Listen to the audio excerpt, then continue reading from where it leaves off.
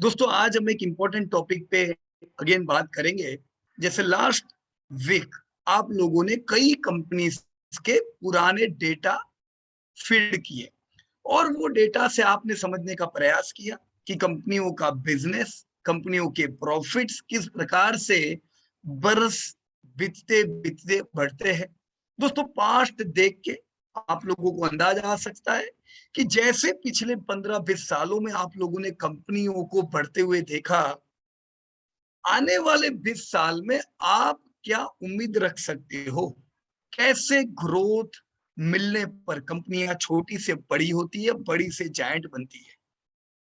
Last week एक नई चीज आप लोग सीखे और वो था भाव।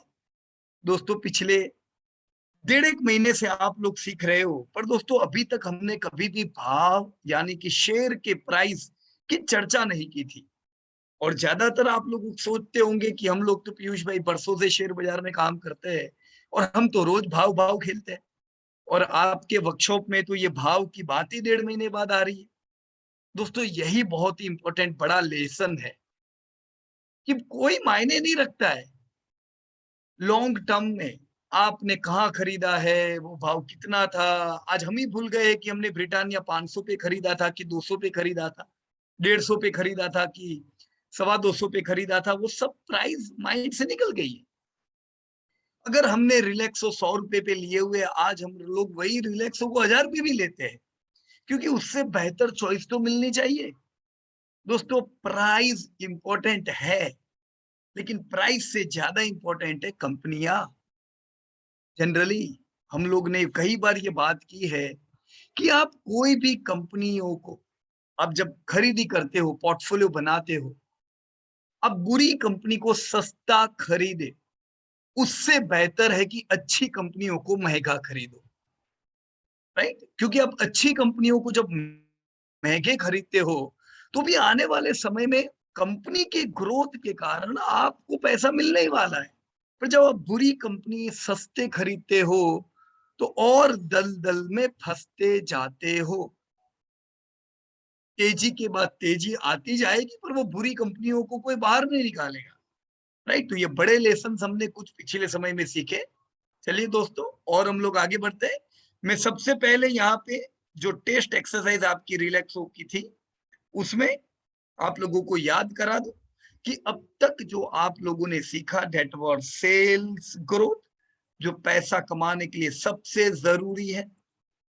ऐसी क्वालिटी कंपनियों में काम करो जहां पे बढ़ते सेल्स का फायदा, बढ़ता प्रॉफिट उठा पाए, तभी तो आपके पास पैसे आएंगे। राइट? तभी तो आपकी ईपीएस बढ़ी। अगर आप लोगों ने 2003 में यहाँ पे अभी तो आपने भाव फीड कर दिए, मान लो 20 रुपए पे आपने रिलैक्सो बाय किए थे और उस समय का ईपीएस कितना था दोस्तों? 3 रुपए का। तो ऑब्वियस सी बात है, हम कहेंगे 20 रुपए के शेयर पे 3 एक रुपए का ईपीएस मिलता है, ये 3 रुपया क्या कमाल करेगा। लेकिन जैसे समय बीतता चला गया, आपकी कंपनी बड़ी बनती गई, 150 करोड़ का धंधा कन्वर्ट हो चुका है आज 2500 करोड़ के धंधे में। 3 करोड़ का प्रॉफिट कन्वर्ट हो चुका है दोस्तों 300 करोड़ के प्रॉफिट में, 100 गुना। इसीलिए दोस्तों अगर आपने ये कंपनी खरीदी थी, उस समय कंपनी का ईपीएस 3 रुपया था। आज कितनी बार कंपनी ने स्प्लिट और बोनस दिया हुआ है, आज रियल ईपीएस कंपनी का 250 रुपया हो चुका है। जस्ट इमेजिन, अगर आपने इसे हाईएस्ट भाव 25 रुपए पे भी खरीदा था तो शुरुआत में आपको ईपीएस की वैल्यू नहीं रहती।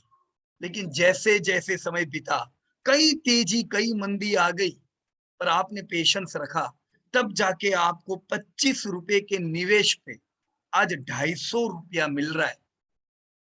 लेट मी रिपीट, 25 रुपए का आपने निवेश किया है हाई प्राइस पे। बहुत लोग कहते हैं ना महंगा चल रहा है नहीं लेने का। अरे कोई फर्क नहीं पड़ता है। हम लोग जब हमारा फंड मैनेज करते हैं तब हम लोग एक पोर्शन तो ले ही लेते हैं, महंगा हो या सस्ता नहीं देखते, क्योंकि पैसा बाजार में होना जरूरी है। यस, पर कैश रखेंगे ताकि जब हमें अपॉर्चुनिटीज मिले तब हम सस्ता उसे ले सके। या आपने महंगा लिया था 25 पे, सस्ता 13 रुपया पे नहीं लिया, तो भी आज आपको जो निवेश किया उसका 10 गुना हर साल मिल रहा है।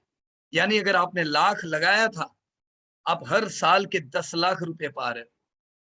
लेट मी रिकॉल, मैंने शुरुआत में आप लोगों को कहा था दोस्तों कि यहाँ पे जब आप लाख लगाते हो, लाख के 2 लाख हो गए, 5 लाख हो गए, 10 लाख हो गए, कोई मायने नहीं रखता। ये वेल्थ नहीं है।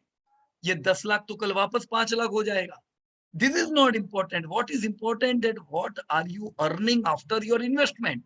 Year on year, हर साल क्या मिल रहा है?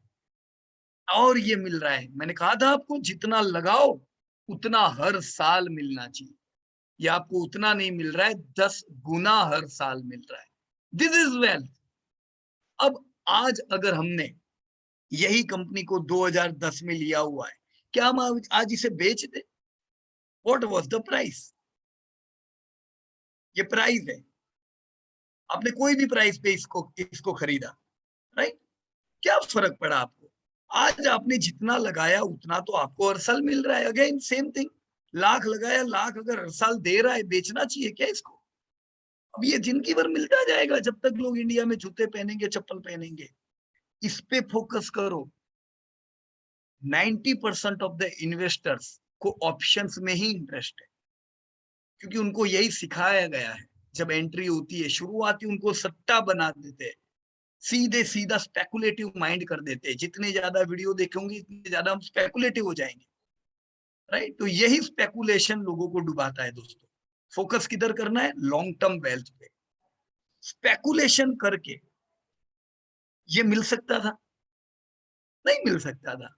तो अगर यही चीज पानी है, जो आपने निवेश किया वही रकम आपको हर साल चाहिए, तो ये जो सट्टेबाजी चलती है उससे थोड़ा अपने को दूर रहना पड़ेगा। करने दो लोगों को जो करना है। वो लोग आपको आके बातें बनाएंगे अपनी कि मेरे को इतना मिला उतना मिला, वो नुकसान की बात नहीं बताएंगे, राइट? तो लोगों की बातें कम सुनो, रिसर्च पे ज्यादा ध्यान दो।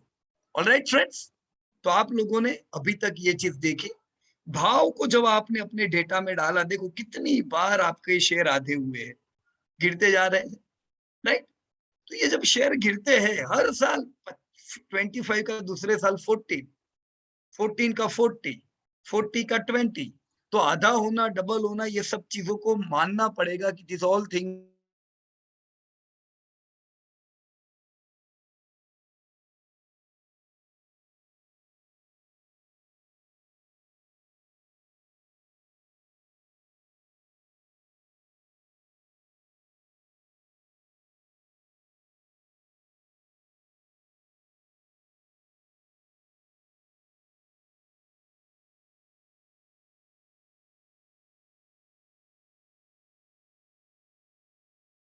Normal in your career.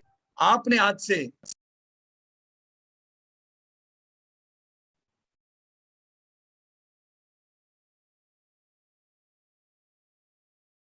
Extremely sorry, internet cut हो गया था।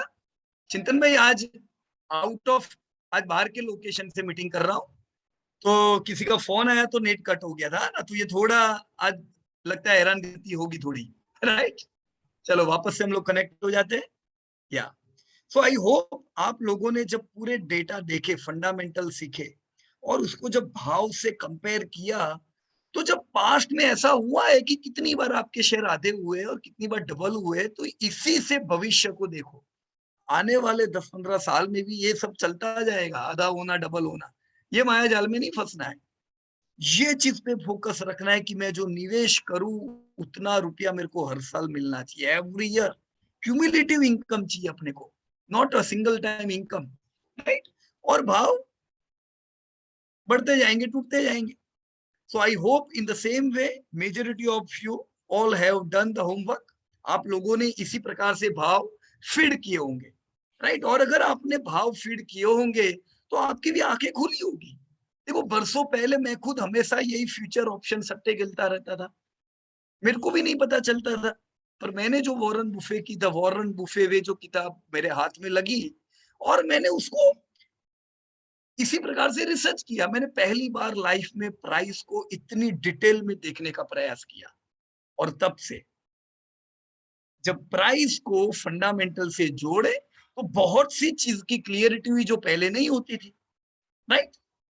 चलिए, आप में से जो भी लोगों ने प्राइस फीड किए हुए हैं, you can write your companies in the chat box, और हम आपकी कंपनियों को एक एक करके रिसर्च करने का प्रयास करेंगे। मेरे सामने अभी जैसे इस ए श्रीनिवास राव फ्रॉम विशाखापट्टनम, आपने शायद अमरा राजा बैटरी पे काम किया हुआ, और मैंने देखा भी था आपने प्राइस भी फीड किए हुए, राइट। कनू Roy HDFC bank, Amol Deshmukh HDFC, so that's great. आप में से कई लोगों ने काम किया हुआ है। हम लोग एक एक करके आप लोगों के होमवर्क को डिटेल में देखने का प्रयास करेंगे, राइट। सो चलो शुरुआत करते हैं कनू रॉय से। HDFC बैंक का रिसर्च कनू रॉय ने किया हुआ है। So let us begin with HDFC Bank, right? Kanu bhai, you can unmute yourself. So Kanu from Jamshedpur. Yes, sir. Yeah, Kanu bhai, मैं आपका HDFC बैंक का डेटा ओपन करता हूँ। Okay, ओके, आपने कौन सी कंपनी पे काम किया है? sir, HDFC बैंक का JSW Steel. Okay, HDFC bank, JSW Steel and Naukri.com, तीन जो आपकी चॉइस है, बढ़िया है एकदम। चलो मैं पहले HDFC बैंक ओपन कर लेता हूँ। ग्रेट। कनु भाई, HDFC बैंक की हम आज भाव देखने वाले हैं, पर उससे पहले इतना क्लियर कर दे कि HDFC बैंक का जो सेल्स है वो मेरे ख्याल से कभी भी पूरे इतिहास में कभी भी डाउन नहीं आया है ना? एम आई राइट कनु भाई? सही बात है ना कि सेल्स इनका कभी भी डिक्रीज नहीं हुआ है। प्रॉफिट आपके सामने है, कंसिस्टेंट ग्रोथ, और जैसा हम यहाँ पे देख पा रहे हैं, ये 150 करोड़ टर्नओवर करने वाली कंपनी 1500 नहीं, 15,000 नहीं, 1.5 लाख करोड़ का टर्नओवर कर रही है आज। 100 times the sales growth we have seen, and profitability you can see from 20 crore to not 200 or not 2,000 and not even 20,000 crore. You are seeing 40,000 crores profits, right? So that's great thing, 1000 गुना। और इसीलिए इस company ने आपको भाव में भी वही करके दिया है, राइट। यहाँ पे मेरे ख्याल से कनु भाई, आपने जो प्राइस डाले हुए 45 रुपीज उसका प्राइस था 1996। Yes, sir. या तो 45 रुपीज मान लो हाईएस्ट प्राइस पे आपने HDFC बैंक लिया हुआ है, तब कंपनी का EPS कितना था? लेट मी चेक, 1 रुपया, है ना? तो 45 रुपए का आपने निवेश किया और 1 रुपया आपको मिलता था। इसका मतलब कितना यील्ड था आपका? खाली इतना? Yes, sir. 2%, है ना? तो Yes, 2% यानी कुछ भी नहीं है ये तो। Yes, sir. अब जाके आज अगर हम यही यील्ड देखें तो रियल EPS आपने डाला हुआ है 1984। अमेजिंग। सोचो, जिसने 50 रुपए में लिए हुए, आज उनको 50 रुपया नहीं मिल रहा है, साल का कितना मिल रहा है कनु भाई? 2000 रुपया।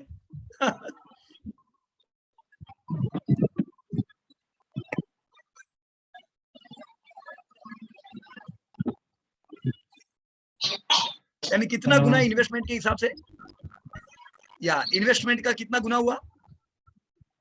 इन्वेस्टमेंट चेक करना पड़ेगा। या दैट्स राइट। तो ऐसा पैसा बनने के लिए कितना समय लगता है? यहाँ कितना समय लगा? 20 साल लगे ना? 26 years।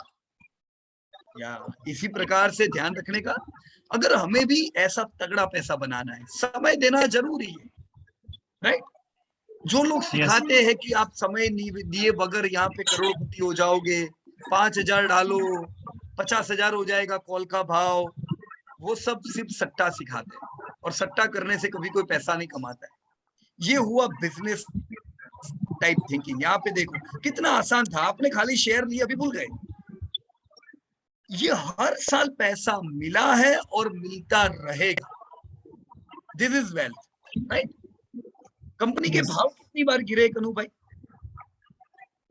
भाव तो यहाँ पे लो लगा था, लोअर लो, HDFC बैंक 1997 में, है ना? Yes, sir. तो यहाँ पे एक लो लगा, हायर हाई तो इनका कंटिन्यू चलता गया, पर 2000 के साल में 2001 में हम देख रहे हैं कि कंपनी का लोअर हाई लगा, राइट सर, पर लोअर लो Yes, sir. नहीं लगा, है ना। Strength Yes, sir. थी। अब धंधे में और प्रॉफिट में भी देख रहे हो स्ट्रेंथ है, लेकिन ये समय पे बाजार में काफी गिरावट थी कनु भाई, राइट। तो उसकी इफेक्ट आपके एचडीएफसी बैंक को भी हो रही थी, पर हमेशा ध्यान किधर रखने का पता है, भाव पे नहीं। देखो इधर भाव पे ध्यान रखेंगे ना तो लोगों ने बेच दिया होगा एचडीएफसी बैंक को कि अरे बाप रे ये तो गिरा, राइट। देखो 2002 में इसने लोअर हाई लोअर लो लगाया ना। Yes. जो लोग रोज भाव देखते रहते टीवी में, उनको लगेगा यार एचडीएफसी बैंक तो चलता ही नहीं है, 2 साल से अपन लेके रखे। देखो ये 187 तीसरे साल, मतलब किसी ने लेके रखे 3 साल तक कोई मूवमेंट नहीं है शेयर में, है क्या। Yes. लेकिन ध्यान किधर रखने का, धंधे पे। इनका सेल्स कंटिन्यू बढ़ता जा रहा है, ये बुरे समय में भी Yes, sir. प्रॉफिट बढ़ता जा रहा है, तो क्या चिंता की बात है। बाजार गिर रहा है तो शेयर भी गिर रहा था, पर जब इनके Yes, sir. धंधे और इसमें प्रॉफिट बढ़ते गए। हाँ जी कहिए। इसमें सर एनपीए भी इसका मतलब बढ़ता जा रहा है, तो इसको इधर कैसे लिखा है आपने, कंसीडर करें सर? हाँ वही है देखो ये सर। ग्रॉस एनपीए की फिगर नहीं लिखनी, क्योंकि ये आपको कंफ्यूज करेगी। ग्रॉस एनपीए बढ़ता ही जाएगा जिंदगी भर, क्यों ऐसा बोलो। सर क्योंकि इनका धंधा में तो एयूएम भी लॉस बढ़ता जा रहा है। बहुत। आपने एयूएम लिखा है कोई जगह पे? नहीं। हाँ देखो लोन्स, इनकी लोन बढ़ती जा रही है क्या। हाँ अब मेरे को बताओ, ये एक जमाने में 1500 करोड़ की इन्होंने लोन दी हुई थी, और 1500 करोड़ की लोन पे ये 400 करोड़ कमाते थे, राइट। इंटरेस्ट इनकम थी ये उनकी। अभी अगर उस समय 1500 करोड़ की लोन थी तो इनकी एनपीए कितनी थी, 120 करोड़ की, बराबर ना। Yes sir. अब आज अगर इनकी लोन लाख करोड़ की है, 11,32,000 करोड़, मतलब 11 लाख करोड़ का इन्होंने अगर बाजार में लोन दिया हुआ है, आपको क्या लगता है आज भी इनकी एनपीए 121 करोड़ की होगी? ऐसा हो सकता है? नो नहीं हो सकता है। तो ये तो लॉजिकल बात है कि जब आपकी एयूएम बढ़ेगी, लोन की एयूएम बढ़ेगी, वैसे ग्रॉस एनपीए भी बढ़ना है, पर इसका परसेंटेज नहीं बढ़ना चाहिए। क्या नहीं बढ़ना चाहिए? परसेंटेज। परसेंटेज वाइज चेक करने का। आपने लिखा है कोई जगह पे परसेंटेज? नो नहीं लिखा है। चलो इधर लिख देते हैं अपन,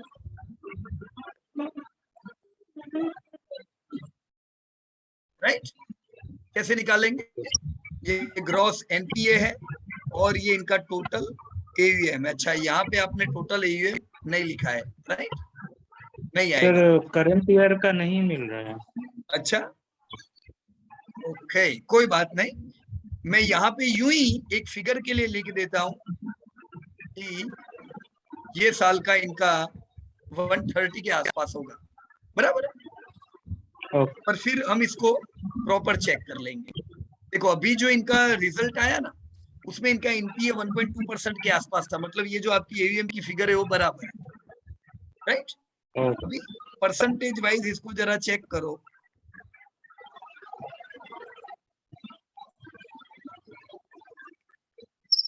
बराबर।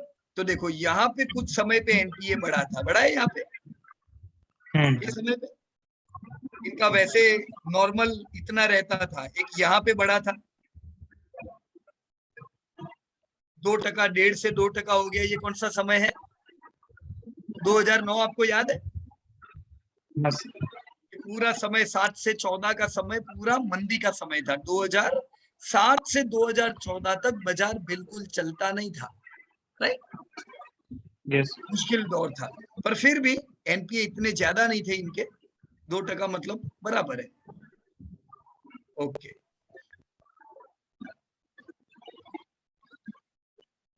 प्रॉपर एनुअल रिपोर्ट में से फिर एक बार लिख देना आप एनपीए, बराबर ना, क्योंकि ग्रॉस एनपीए डेटा काम का नहीं है, परसेंटेज काम का है, राइट।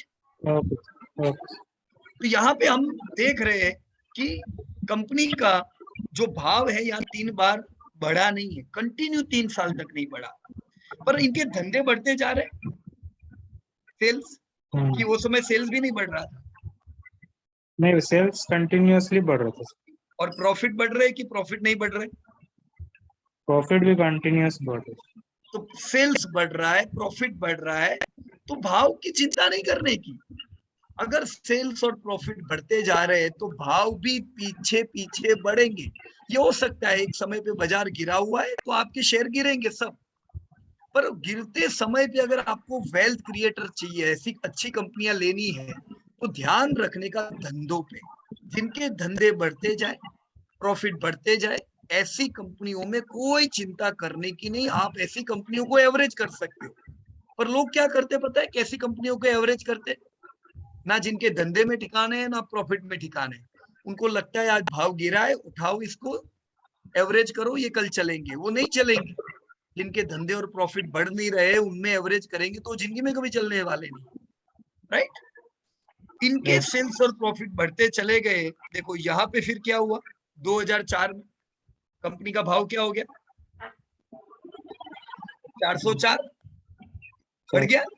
देखो यहाँ पहली Yes. बार वापस इसने हायर हाई और क्या लगाया, हायर लो लगाया ना। हाँ, लो। ये एक अच्छी पैटर्न मानी जाती है। तेजी में ये पैटर्न बहुत समय तक कंटिन्यू रहती है। देखो again 2005 higher high, higher low, 2006 नया हाई, 7 नया हाई, 8 नया हाई। तो कंटिन्यू आपने 5-6 साल तेजी देखी कि नहीं देखी? और आपका ये Yes. 180 वाला 1800 यानी 10 गुना हो गया 5 साल में। Yes, sir. राइट? पर जो लोग ये मंदी में शेयर लेंगे नहीं, उनको ये 10 गुना का फायदा नहीं होता है। राइट? लोगों को लगता है ये 200 वाला 400 हो गया मतलब बहुत बढ़ गया, बेच दो इसको। जो लोग भाव देखते रहते हैं उनसे ये सब गलतियां होती रहती है। जो लोग धंधा देखेंगे, प्रॉफिट देखेंगे, उनको पता चलेगा कि भाव क्यों चल रहा है, क्योंकि धंधे और प्रॉफिट बढ़ते जा रहे हैं। तो जब तक धंधे और प्रॉफिट चलते जाते हैं, कोई चिंता करने की जरूरत नहीं होती है शेयर में। राइट? और देखो Yes. शेयर आपका चलता चला गया, इसने यहाँ पे 1 पे 5 स्प्लिट कर दिया। तो असल में ये 1800 वाला ये प्राइस आज कौन सा है, 18,000 हो गया, हुआ ना? तो Yes, sir. 180 वाला 1800 नहीं पर 18,000। और ज्यादा टाइम नहीं हुआ इसको, 12-13 साल में ये हो गया कि नहीं कमाल? राइट? देखो हाँ, sir. अभी भी 3 साल से शेयर नहीं चल रहा है, चल रहा है। Nice. इस साल भी कंपनी का भाव क्या है, ये रेंज में ही है। तो चिंता नहीं करने की, ऐसा नहीं है कि बुरा हाल है। राइट? अगर कंपनी के प्रॉफिट बढ़ते जा रहे हैं, कोई टेंशन लेने का नहीं। क्लियर एकदम? Yes, sir. राइट। ओवरऑल जो भी आपने भाव डाले, उसमें से कोई लर्निंग अच्छी मिली आपको? क्या सीखने को मिला? तो सीखने को मिला ये सर कि भाव पे ज्यादा फोकस नहीं करना है। यस, बिल्कुल नहीं करना है। भाव मेरे को वो भाव भाव पता ही हाँ नहीं रहते सर। कनु भाई शेयर के, हाँ, बराबर ना? Yes sir. हम लोग अभी भी रिसर्च हमारे पास सर। बल्क बाइंग हाँ, आता है, जो हमारा जो इंडिया फ्रंट रनर फंड जैसे चलता है, तो उसमें करोड़ ऑफ रुपीस का लेना होता है। तो हम यस लोग सर। अगर भाव देख के लेते रहेंगे तो काम ही नहीं होगा। हम लोग कंपनियों के धंधे और उनका फ्यूचर देख के लेते रहते हैं। राइट? नहीं तो अगर भाव ओके, देख के लेंगे तो घटिया कंपनी हाथ में रहेगी, बराबर ना? सही है। या यस। यहाँ पे आपने हाई पी और लो पी भी डेटा डाला। देखो ये बड़े काम की चीज है। कई लोग कहते हैं कि ये पी हाई है, ये पी लो है। कोई पी हाई नहीं होता है और कोई पी लो नहीं होता है। इंडिविजुअल कंपनी एक पी के स्फेयर में चल रहा होता है। मैं रिपीट करता हूं मेरी इस बात को। बहुत से लोग कहते हैं 25 का पी हाई हुआ, 20 का पी हाई हुआ। ऐसा कुछ भी नहीं है। कंपनी टू कंपनी, कंपनी के फंडामेंटल से तय होता है कंपनी कौन से स्फेयर में घूमेगा, कौन सी पी की स्फेयर बनेगी। तो there is nothing like high P and low P. Right? पर कंपनी का हिस्ट्री से देखो कि ये कंपनी की आदत क्या है। ये जो डेटा आपने डाला उससे मुझे कंपनी की आदत पता चली कि कंपनी की आदत ऊंचे से ऊंचे कितने पी पे जाने की है, 27। 27, मतलब 25, 26, 27। ये सब HDFC के लिए हाई पी हुआ। सही बात है? और 17, 18, 19 ये सब एचडीएफसी के लिए लो पी हुआ, राइट। बहुत लोग कहते हैं 10 का पी यानी सस्ता पी। अब आप 10 के पी पे एचडीएफसी की राह देखोगे तो ये जिंदगी में कभी आने वाला नहीं है 10 के पी पे, बराबर। ये वो समय है जब निफ्टी खुद 10 के पी पे आई हुई है, पर एचडीएफसी बैंक कभी 10 के पी पे नहीं आया, राइट। तो एचडीएफसी के केस में अगर ये आपको 20, 21, 22, 23 ये सब पी पे मिलता है तो ये फेयर पी हुआ। ये पी पे एचडीएफसी महंगा नहीं है, right. Generally everybody please focus here, generally fair P पे आपको 2-3 साल में कंपनी जरूर लेने को मिलेगी। तो अगर फेयर पी पे ध्यान रखोगे तो आपको मौके मिलेंगे लेने के। ये सस्ता पी नहीं है। ये मत कहना कि फेयर पी पे लेने के बाद शेयर गिरेगा ही नहीं, गिरेगा, क्योंकि फेयर पी के नीचे लो पी भी होता है, और अगर लो पी है मतलब शेयर आया हुआ है आपका लो पी पे। और अब देखो 17, 18, 19 के पी पे कितनी बार आया है, यहाँ पे नहीं आया। ये 2 साल आया क्या? नहीं आया, यहाँ पे नहीं आया। तो ऐसे बहुत से साल होते हैं। आप बोलो मेरे को लो पी पे लेना है तो नहीं मिलेगा हर साल, तो दिस इज अ रूल। हाँ 14 में 2021 में आया था। हाँ कोरोना के समय पे आया था ये 14-15 के पी पे, तो अच्छा भाव था ये, था ना। पर ये समय पे देखो बहुत लोग ये कहते हैं कि थोड़ा बाजार स्टेबल हो जाए तो लूंगा। अरे भाई तुम स्टेबल होने की राह देखोगे तो शेयर सब डबल हो गए होंगे कभी भी।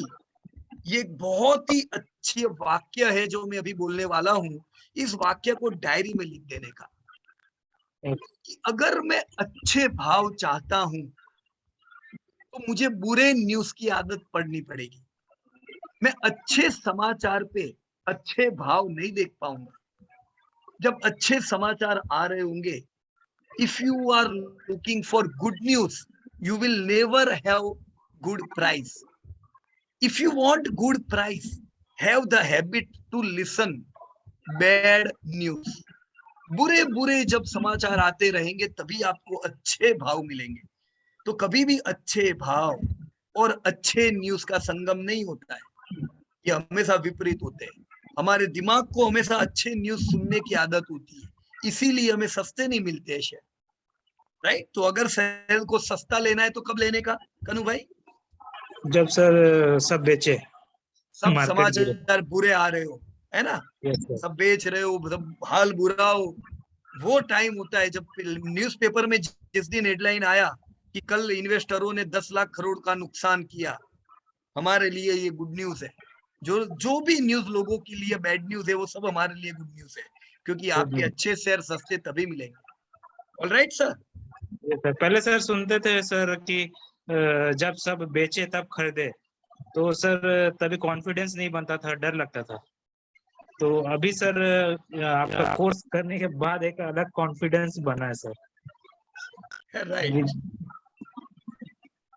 अभी ये सब डेटा सर जो रिसर्च कर रहे हैं सर, धीरे धीरे सीख रहे हैं, इससे बहुत सर कॉन्फिडेंस हो, मतलब अंदर अंदर बहुत कॉन्फिडेंस बढ़ रहा है। अभी लगता है कि हाँ भाव कुछ नहीं है, भाव मत देखो, कंपनी देखो। बिल्कुल सही बात है करो। भाव अगर नीचे और मिले देखो तो मेरा भी कॉन्फिडेंस कैसे बढ़ा, ये डेटा देख के, बराबर ना। अगर मेरे को दशक हो गया अभी ये सब डेटा पे काम करते हुए, अगर ये उस समय मैंने ये डेटा नहीं देखा होता तो अभी खाली चार्ट खेल रहे होते। और चाहे चार्ट खेलने वाले ये बोलते होंगे कि हम एडवांस है, पर असल में वो पीछे होते हैं।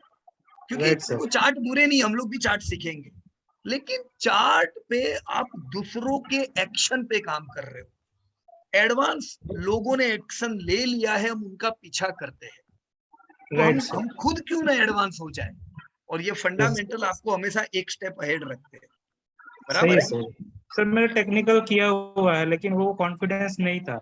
मैंने खुद 1100 में लिया हुआ एचडीएफसी 900 में बेच दिया सर। बराबर। अभी हम लोग जब टेक्निकल को फंडा सर तभी लगता था सर 900 में अभी बेच देता हूँ और नीचे आएगा तो वहां ले लेंगे। हाँ यही सब होता रहता है, पर ये सब आपने किया ना, देखो अभी अनुभव हो गया, बराबर ना? राइट तो सर। ये अनुभव भी आपको काम लगेगा भविष्य में। भविष्य में ऐसी गलती नहीं करोगे। देखो, नहीं गलती सर, आप करना बुरी बात नहीं है, गलती करने की ही 1000 गलती करो। मैंने खुद ने हजारों गलतियां की है, तब तो पता चला क्या गलती है, राइट? राइट लेकिन कोई भी गलती दोबारा नहीं करने की। राइट अगर दोबारा भी मैं सेम गलती करता हूं तो मैं खुद का बहुत बड़ा नुकसान करता हूं, राइट? सही। गलती करो और वो गलती को डायरी में लिख दो कि ये मेरे से मिस्टेक हुई है, राइट? ताकि ये राइट मिस्टेक को हम दोहराए नहीं। ऑलराइट? राइट। Okay sir. आपको अभी डेटा से जो एकदम काम की चीजें जो मिली है, वो मेरे ख्याल से कि कंसिस्टेंसी पता चली यहाँ पे हमें, धंधे राइट की प्रॉफिट की कंसिस्टेंसी पता चली, हमें ग्रोथ पता चला यहाँ से, यस हमें यहाँ से भाव की उथल उथल पता चली, और इनमें से हमें फेयर पी एचडीएफसी का पता चला, राइट? तो भविष्य में भी मैं ये ध्यान रखूंगा कि एचडीएफसी कभी भी 21, 22, 23 के पी के आसपास आता है, ये मेरे लिए बड़ी अपॉर्चुनिटी रह सकती है। बराबर है सर?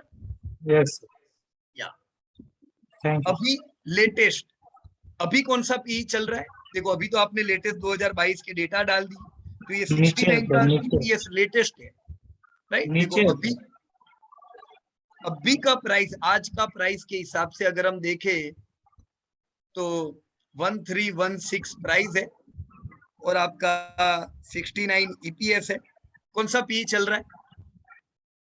19 19। तो 19 का पी लो पी है, फेयर पी है कि हाई पी है?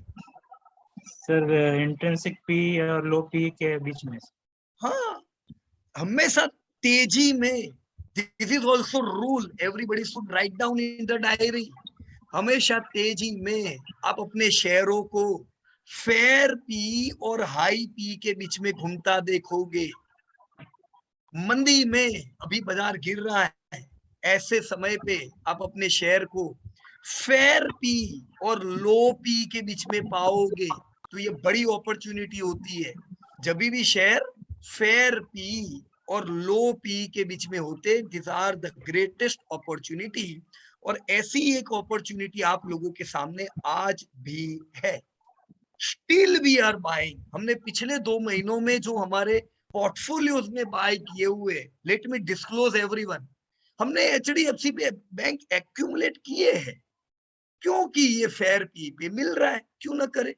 अगर ये यहाँ पे हमने पी बनाया, मैं यहाँ पे आपको यील्ड बताता हूं, ये कौन से यील्ड पे चल रहा है देख लो जरा। 69 मुझे मिलता है 1300 रुपया डालने पे। कितना परसेंटेज मुझे मिल रहा है आज कनु भाई? कितना परसेंटेज बता रहा है ये? 5.2%। अरे, एफडी में भी तो 5% मिलता है, पर एफडी का 5% स्टैटिक है, ये 5% डायनेमिक है। मेरे को आज ही अगर एचडीएफसी बैंक का शेयर लेने पे 5% तो मिल ही रहा है, तो मैं क्यों एफडी लूं? इट इज हाई क्लियर, एकदम दिए जैसी साफ बात है। This is a great opportunity. हम लोग ये कहते हैं कि 3% से लो, 3% से ऊपर यील्ड हो, दैट इज एन अपॉर्चुनिटी। तो ये आपके सामने है, 5% यील्ड मिल रही है, ये कोई डाउट नहीं है, this is a good opportunity, right sir? Yes sir. तो डिलीट कर दूं कि रहने दो? रहने दिए सर। ओके, चलो रहने देता हूं अभी मैं यहाँ पे। तो चलो, कनु भाई ने देखो आप सब में एचडीएफसी बैंक के डेटा डाले, मेरे को उम्मीद है सबको सीखने को इसमें से काफी मिला होगा। इसी प्रकार से जितनी ज्यादा कंपनियों में आप लोग काम करोगे, देखो आज तो आपने कितनी कंपनियों में काम किया है, मेरे को याद है जब मैं ऐसे डेटा बनाता था, मेरे को एक एक कंपनी का डेटा बनाने में एक एक साल लगता था, क्योंकि ये सब जो शॉर्टकट जो आज आपको पता है, वो मेरे को नहीं पता थे उस समय। मेरे को ये डेटा बनाने में अगेन बताऊं, एक एक साल लगता था, क्योंकि वो समय पे डेटा इतने इजीली अवेलेबल भी नहीं होते थे। कितनी बढ़िया अपॉर्चुनिटी आपके पास, आप डेटा में खेल रहे हो और बढ़िया पैसा बना सकते हैं अपन, राइट? तो यस मैं वापस से यहाँ पे कंपनीज में आ गया, and let us clap for कनु Roy, as due to Kanu Roy's data we are able to discuss on HDFC Bank, right? So now after Kanu Roy, let me move further towards next, जिन्होंने यहाँ पे लिखा हुआ है अमूल देशमुख।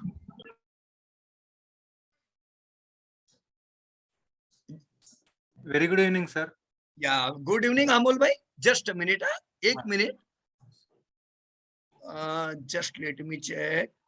अमोल भाई एक मिनट, मेरे को थोड़ा डिस्टरबेंस आ रहा है मीटिंग में क्योंकि एक कॉल आ रहा है। Yes sir. मैं यहाँ पे चिंतन भाई, आप हो मीटिंग में अभी? ओके, मेरे ख्याल से चिंतन भाई भी नहीं है और प्रसाद भी नहीं है। कि चिंतन भाई हो?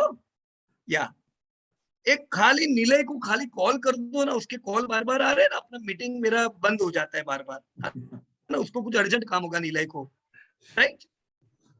या ओके, चलिए अमोल भाई, आपने एचडीएफसी पे काम किया ना? हाँ सर। चलो मैं एचडीएफसी का डेटा ओपन करता हूं, और ये एचडीएफसी का रिसर्च आप आगे नहीं कर पाओगे, ये आखिरी साल है एचडीएफसी का रिसर्च का। क्यों? सर वो मर्ज हो गया ना अभी। मर्ज हो जाएगा, अभी हुआ नहीं है। Okay okay yes sir. है ना, प्रोसेस लगता है अभी 1 साल, मतलब ये पूरा फाइनेंशियल ईयर अभी दोनों कंपनी अलग रहेगी। हम हाँ। शायद अगले जून में देखेंगे, 12 महीने बाद, ये पूरी ओके। प्रोसेस को खत्म होते हुए, राइट? Okay sir. ओके, तो एचडीएफसी के बारे में मेरे को कुछ जानकारी दे सकते हो आप? क्या आपको जानने को मिला धंधा, प्रॉफिट और भाव में? हाँ सर, एचडीएफसी में उनका ये जो अपना जो सेल्स है और अपना उनका जो ये प्रॉफिट है वो कंसिस्टेंट है। खाली प्रॉफिट एक 3-4 साल इफेक्ट हुआ है, और सेल्स सिर्फ एक कोविड का ईयर छोड़ा तो सेल्स कभी भी उनका डाउन नहीं है। ओके, लेकिन यहाँ कुछ प्रॉब्लम लग रहा है। ये कंसोलिडेटेड नहीं लग रहा है 2021 का। आपने ये डेटा किधर से लिया अमूल भाई? अपना इसमें इसमें से लिया, जो अपना बीएससी के साइड पे जो कॉर्पोरेट ये ना अनाउंसमेंट जो रिजल्ट रहता है ना, वो रिजल्ट से हाँ लिया, वो हाँ, पीडीएफ फाइल से। एक मिनट, देख लेते हैं अपन, ताकि मेरा भी कंफर्म हो जाए, क्योंकि मेरे को लग रहा है कि कुछ प्रॉब्लम है डेटा में। नहीं, हो राइट, सकता है चलो सर, गलती हो देख गया, लेते हैं, देख लेते हो हैं। सकता है वो। हाँ, वो तो देखो पहली बार काम करते प्रॉब्लम आने ही चाहिए, प्रॉब्लम नहीं आएंगे तो सीखने को नहीं मिलेगा। ये सर हमने एनुअल रिपोर्ट से लिया था मैंने। अच्छा, एनुअल रिपोर्ट से लिया हुआ है ये? हाँ। पर ये मेरे ये बराबर है, देखो 2022 बराबर है, पर ये 2021, 20, 19 इसमें प्रॉब्लम है। ओके। 2021 का किधर से लिया डेटा आपने? ये अपना एनुअल रिपोर्ट्स में से जो 2021 का जो फाइल है ना डाउनलोड, वो पीडीएफ फाइल से लिया अच्छा, है। चलो कर लेते हैं एक बार, मैं भी देख लेता हूँ, शायद हो सकता है। ओके, ये वाली, ये 2021 की एनुअल रिपोर्ट, हाँ। राइट? चलो कर देते हैं। एक्चुअली सर ये अभी कैसा है, हमको नर्सरी केजी जैसा है, काफी दिक्कतें होती है, लेकिन थोड़ा थोड़ा हाँ, अभी होएगी सीखने का ना, कोशिश कर रहे हैं सर। बराबर है। देखो एक कहानी शायद आपने सुनी होगी बरसों पुरानी। एक बार एक सर एक्सपेरिमेंट बता रहे थे कि कोकून से बटरफ्लाई पैदा हो रहा था, बाहर निकलने का प्रयास कर रहा था, ओके। राइट? तो उसको बहुत तकलीफ हो रही थी, वो नहीं निकल पा रहा था कोकून से, ओके। Butterfly okay. तो नहीं निकल रहा था, उसको तकलीफ हो रही थी। तो एक बच्चे ने क्या किया कि उसको मदद कर दी ओके। कि चलो मैं ये थोड़ा उसको हेल्प करता हूँ ताकि वो बाहर निकल पाए। ओके। जैसे उसने मदद किया, फिर बटरफ्लाई मर गया। तो ऐसा क्यों हुआ? सर ने समझाया कि जो स्ट्रगल होनी चाहिए ना, वो होनी ही चाहिए। हाँ अगर सर। इजीली मिल जाएगा ना, तो फिर वो टिकेगी नहीं। अभी ओके। आपको जो, आप लोगों को जो रिसर्च में स्ट्रगल हो रही है ना, ये आनी ही चाहिए, ओके। तभी आप सब लंबी रेस के घोड़े बनने वाले हो, yes sir, yes right? Sir. जो इजीली मिलेगा तो ये इसका कोई कदर नहीं रहेगा लर्निंग, और सीखने को भी नहीं मिलेगा, राइट? हाँ सर, हाँ सर। चलो ये डेटा है। अच्छा, आपने इधर से लिया है? नहीं नहीं सर, ये स्टैंड अलोन वाला है, नीचे जो हाँ, कंटेंट है वहीं से लिया, ये स्टैंड अलोन है, मैंने बाद में चेक किया था। Okay okay. देखो असल में वो डेटा काम का है, ये जो है वो, पर ओके। सही बात है आपकी, स्टैंड अलोन है, राइट? पहले ये इंडिया गैप का डेटा आता था, फिर ओके। हमने इंडियन अकाउंटिंग स्टैंडर्ड लॉन्च किया, ओके। और ये पूरा इंडियन अकाउंटिंग स्टैंडर्ड के हिसाब से है, ओके। राइट? तो ये जो डेटा है ये भी देखने का। देखो ये डेटा क्या कहता है पता है? हाँ, हाउसिंग फाइनेंस का डेटा है, ये काय का डेटा है? Housing finance. अब देखो एचडीएफसी का तो बहुत सारी सब्सिडरीज है, एचडीएफसी बैंक है उसका, HDFC लाइफ है, HDFC जनरल है, तो सबका मिला के धंधा आता होगा। हाँ सर। पर मेरे को जानना है हाउसिंग फाइनेंस कैसा कर रहा है। तो ये जो धंधा इधर है ना, ये प्रॉपर हाउसिंग फाइनेंस का है, ओके राइट? तो ओके। हाउसिंग फाइनेंस का पिछले साल ग्रोथ हुआ कि डी ग्रोथ हुआ, सर थोड़ा डी ग्रोथ है। है ना? हम्म। तो ये डी ग्रोथ है, ये खाली HDFC का नहीं है, ये तो लीडर है। हाँ सर। जो भी हाउसिंग फाइनेंस की कंपनियां हैं, आप देख रहे होंगे, कोई भी कंपनी लाइफ टाइम हाई पे नहीं है। हाँ कोई भी कंपनी ले लो, LIC हाउसिंग फाइनेंस ले लो या दूसरी हाउसिंग फाइनेंस, हाँ क्योंकि पिछला साल स्ट्रगल वाला रहा हाउसिंग फाइनेंस के लिए हाँ कोरोना के समय में, राइट? हाँ। ओके, तो ये पूरा डेटा है हमारा ओके प्रॉपर हाउसिंग फाइनेंस का। अब यहाँ पे हम लोग जा रहे हैं,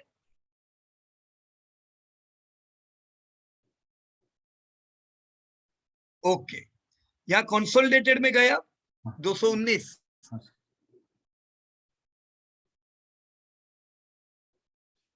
काफी नीचे हो बताता है, लेकिन थोड़ा नीचे जाना पड़ता। हाँ बराबर है वो, ये अपने को ये PDF के पेज के हिसाब से चलना है। वो बीच में उन्होंने कंसोलिडेट का एक स्पेशल पेज दिया हुआ है। हाँ ये यहाँ से स्टार्ट। अच्छा ये रहा, चलो कंसोलिडेटेड डेटा। एक्चुअली सर क्या हो गया था, लास्ट वीक थोड़ा सा मैं आउट स्टेशन था, तो कोई भी होमवर्क नहीं हो पाया था, तो इसलिए ये ओके 2 वीक का एक हुआ, तो थोड़ा मेरे ख्याल से कुछ कंफ्यूजन हो गया है डेटा में मेरा। हाँ हो सकता है, तो इट्स ऑल राइट, कोई भी बात नहीं। पर क्या है, अगर ओके चलो, ये क्या है, पहले बैलेंस शीट है, बैलेंस। बराबर ना? हाँ अभी हम लोग को बैलेंस शीट का काम नहीं है, अभी हमको इनकम स्टेटमेंट देखना है, हाँ सर। बराबर है? हाँ सर। तो हम लोग नीचे कौन से डेटा पे जाएंगे, अभी भी ये सब बैलेंस शीट है, बैलेंस शीट है। हाँ। राइट? हाँ। देखो, आप में से बहुत लोग कहते हैं कि इक्विटी नहीं मिल रहा है, तो बैलेंस शीट में से हमेशा इक्विटी मिल जाएगा, हाँ 360 करोड़, बराबर? और ये आया इनकम स्टेटमेंट। हाँ सर। ओके, देखो हाउसिंग फाइनेंस के केस में, ओके राइट, हमारा टोटल रेवेन्यू फ्रॉम ऑपरेशन जो होता है, ये वाला डेटा लेने का, ओके। बराबर है? हाँ सर। नहीं सर, नहीं यहाँ तो पे मेरा जनरली हम क्या गलती हो लेते गया हैं, फिर। यहाँ पे हाँ गलती हो गया, मैंने ऊपर का जो 44 वाला है ना, सबसे ऊपर वाला वो। हाँ, बराबर। देखो मैं क्यों कह रहा हूँ पता है, क्योंकि ये जो इंटरेस्ट इनकम है, तो ये इंटरेस्ट इनकम तो फिर वापस वही हाउसिंग फाइनेंस की हो गई, अच्छा अच्छा। बराबर हाँ ना? क्योंकि इंटरेस्ट इनकम तो कहाँ से आती है, जो उन्होंने लोन दिया हुआ है उसके ऊपर की इंटरेस्ट इनकम, पर हमें तो सब सब्सिडरी और सबका धंधा देखना है ना? हाँ सर। हाँ सर। तो आपको यहाँ पे मिली है टोटल रेवेन्यू फ्रॉम ऑपरेशन। तो ओके। देखो इस साल का आपने जो लिखा है 1,35,968, हाँ राइट? मैं लिख दूं यहाँ 139,033, हाँ सर, लिख दीजिए। 139,034, हाँ। राइट? और 2021 का कितना है, 101,726, यस सर। 101,726, यस। बराबर? Yes sir. तो इसी प्रकार से अमोल भाई दूसरे डेटा सुधार देना, हाँ सर, कर रेवेन्यू लूंगा। में प्रॉब्लम होगा, हाँ कर बराबर है? लूंगा सर, सारे डेटा भी कर लूंगा, अभी समझ गया ओके, मुझे कौन सा वैल्यू लेना है। हाँ सर देखो मेरे मुझे को क्यों मेरे ख्याल लगा, से फिर मेरा ईपीएस में भी कुछ गलती हुआ है सर, फिर अगर ये। अच्छा नहीं नहीं नहीं, देखो EPS हो सकता है आपका प्रॉपर होगा, ओके। राइट, चांसेस है, क्योंकि नीचे तो सब डेटा आप प्रॉपर ही ले रहे हो, profit, net profit after tax, जैसे यहाँ पे हाँ पिछले साल का कितना है, ये 2020 और 2021, राइट? सर, अभी अभी हमें तो सर 2022 में हमने 21 का लिख दिया शायद। हाँ ऐसा किया है, करेक्ट करेक्ट। हाँ हाँ चलो सुधार देते, इधर क्या आएगा, 2021 है ये, हाँ तो 139,034, हाँ 139,034, हाँ राइट? हाँ सर। ओके, और 2020 का कितना है, 101,709, 101,726, 726, यस। बराबर है? हाँ सर। तो 2020-21 का आपका सेल्स और प्रॉफिट दोनों सेल्स आ गया, प्रॉफिट देख लेते हैं। 21 का है 2488, हाँ देखो ये भी प्रॉब्लम है ना, 2488, हाँ सर, हर जगह पे वो मेरा स्टैम्प फिर ऊपर का ही हुआ है, तो हाँ 22,827, 22,827, तो ये अभी ये थोड़ा डेटा आप सुधार लेना, तो हाँ सब सर। आइडिया क्लियर हो हाँ जाएगा, कर लूंगा सर, बाकी से फिलअप। राइट? ओके, पर देखो इतना पता चला ना कि स्टैंड अलोन और कंसोलिडेटेड में क्या फर्क हाँ सर। हाँ सर। है ना? कि कंसोलिडेटेड डेटा जब अपन लेंगे तो इसमें पूरा धंधा आ जाता है। हाँ सर, ईपीएस अभी अपन ने खोला हुआ है तो अपन चेक कर लेते हैं। हाँ। 2021 का ईपीएस 105.59। सर ये एक मुझे डाउट था, अपना बेसिक लेना है कि डाइल्यूटेड लेना है ईपीएस? ओके, डाइल्यूटेड नहीं लेने का, हमेशा बेसिक ही लेने का। Okay okay sir. बराबर। हाँ सर। डाइल्यूटेड दूसरा ईपीएस होता है। हमने वो ईपीएस के एक वीडियो में ये भी समझाया है कि बेसिक और डाइल्यूट में फर्क क्या है, यस राइट। यस पर सर। डाइल्यूटेड काम का नहीं है, बेसिक हमेशा आपको इन डेटा में लेने का।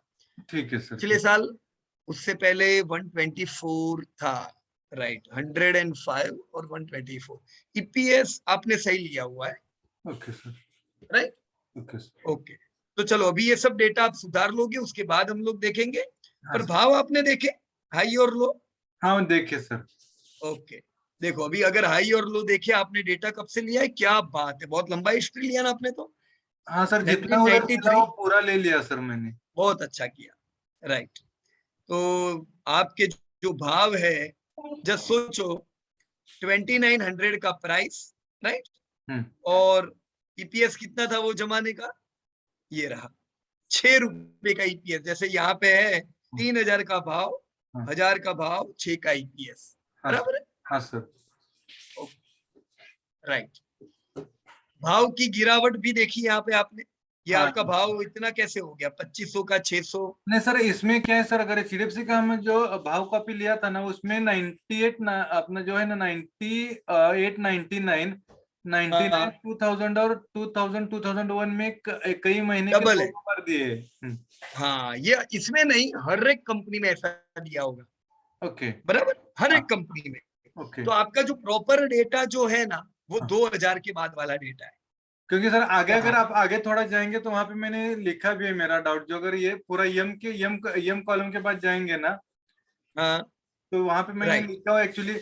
हाँ थोड़ा सा नीचे लीजिए अभी, और थोड़ा सा, एक मिनट में आपको हाँ ये यहाँ पे लिखा हुआ है सर, नो, फिर भी ये क्यों ये हुआ है सब भाव में, नो कोई कॉर्पोरेट राइट, एक्शन नहीं है, कुछ नहीं है, फिर भी प्राइस क्यों ड्रॉप हो रहा है वो समझ में नहीं आया इसकी वजह से। बराबर है, बराबर। देखो ये प्राइस का ड्रॉप जो है ना, आप कोई भी कंपनी में, दूसरी भी सारी कंपनियों में आपको जो प्रॉपर भाव जो मिल रहे हैं ना, हाँ। वो 2001 के बाद के हैं, क्योंकि 2000 और 2001 में हर एक कंपनी में प्रॉब्लम है। ओके। खाली एचडी ये वाली नहीं, जितने भी लोगों ने रिसर्च किया है उनका ये प्राइस डिफर करेगा, ओके। राइट। हाँ। तो यहाँ पे ये प्राइस को सेट कैसे करने का ये भी हम बाद में देख लेते हैं, बराबर है। हाँ सर। हाँ। अभी के हिसाब से आप ये मानो कि आप इसका डेटा 2001 से देख रहे हो, ओके सर। बराबर। हाँ सर। देखो 2001 में अगर आप मानते हो कि 600 और 400 रुपया भाव था, यानी आप 500 रुपया एवरेज गिनो, हाँ सर। तो 500 रुपए के एवरेज पे आपका ईपीएस कितना था, 20 20 का रुपए था। का, हाँ। यानी कितना अर्न यील्ड मिलता था आपको, 5% हुआ, हाँ 5% में। है ना। 500 पे 20 रुपया, करीबन 4-5% जैसा यील्ड हुआ, हाँ। राइट। हाँ। ये 20 रुपया बढ़ते बढ़ते आज कितना हो चुका है 20 साल में, और कुछ 125 रुपए के अराउंड है अभी। नहीं, पर ये 125 रुपए में तो स्प्लिट और बोनस तो कुछ आया होगा। हाँ आया है सर, तो एक्चुअली ये वो। 125 रुपया प्रॉपर ईपीएस नहीं है, हाँ सही बात है सर, एक्चुअली मैं वो है ना। खाली प्राइस में कैलकुलेट किया, वो ईपीएस में नहीं किया उसको। हाँ, देखो हम क्या करते हैं, हम 2000 का डेटा से लेते हैं, यहाँ से 2001 का डेटा प्रॉपर है, तो हाँ। 2001 से अगर हमको प्रॉपर ईपीएस ढूंढना है, हम क्या कर सकते हैं पता है। हाँ। देखो एकदम सिंपल सी बात है हाँ। कि प्रॉफिट जो है ना, वो आपको हमेशा गाइड करेंगे कितना ईपीएस होना चाहिए। ओके कौन सर। गाइड करेगा, प्रॉफिट। प्रॉफिट। ओके। क्योंकि ईपीएस गिनते कैसे, अर्निंग पर शेयर, हाँ मतलब profit divided by share, shares. हाँ। राइट। तो अपने आप को पूछो कि जब 474 करोड़ के प्रॉफिट थे, हाँ 474 करोड़ के प्रॉफिट, तब ईपीएस कितना था, तभी 20, 20 था। हाँ 20। तो अब 24,000 करोड़ के प्रॉफिट पे ईपीएस कितना होना चाहिए, सही बात है। पता है। अपन एक क्रॉस गिनती करते थे, हाँ। स्कूल में पढ़ाई में आता था, कैसे गिनने का, 24,000 crore multiply by 20 divide by 474, okay sir. Okay. समझे लॉजिक। हाँ सर। 500 करोड़, 474 करोड़ पे 20, तो 24 पे कितना, हाँ। क्वेश्चन मार्क है यहाँ पे मेरे सामने, okay. What is my real EPS. Yes sir. तो हम लोग ऐसे गिनेंगे 24,000 crore multiply by 20 divide by 474 कितना है ईपीएस, रियल ईपीएस? 1014। मतलब अगर स्प्लिट बोनस ये सब नहीं हुआ होता हाँ। तो आज एचडीएफसी का पर शेयर ईपीएस कितना होता? 1000 रुपीज के अराउंड। और ये स्प्लिट बोनस की वजह से आज ये ईपीएस इतना हो गया। तो हाँ। अंदाजे से गिनो ये कितना गुना बढ़ा, 8 टाइम्स। 8। हाँ, इसका जो स्प्लिट बोनस एक्शन आया है, हाँ। ये नहीं आया होता तो आज इसका भाव 8 गुना ज्यादा होता, राइट? हाँ।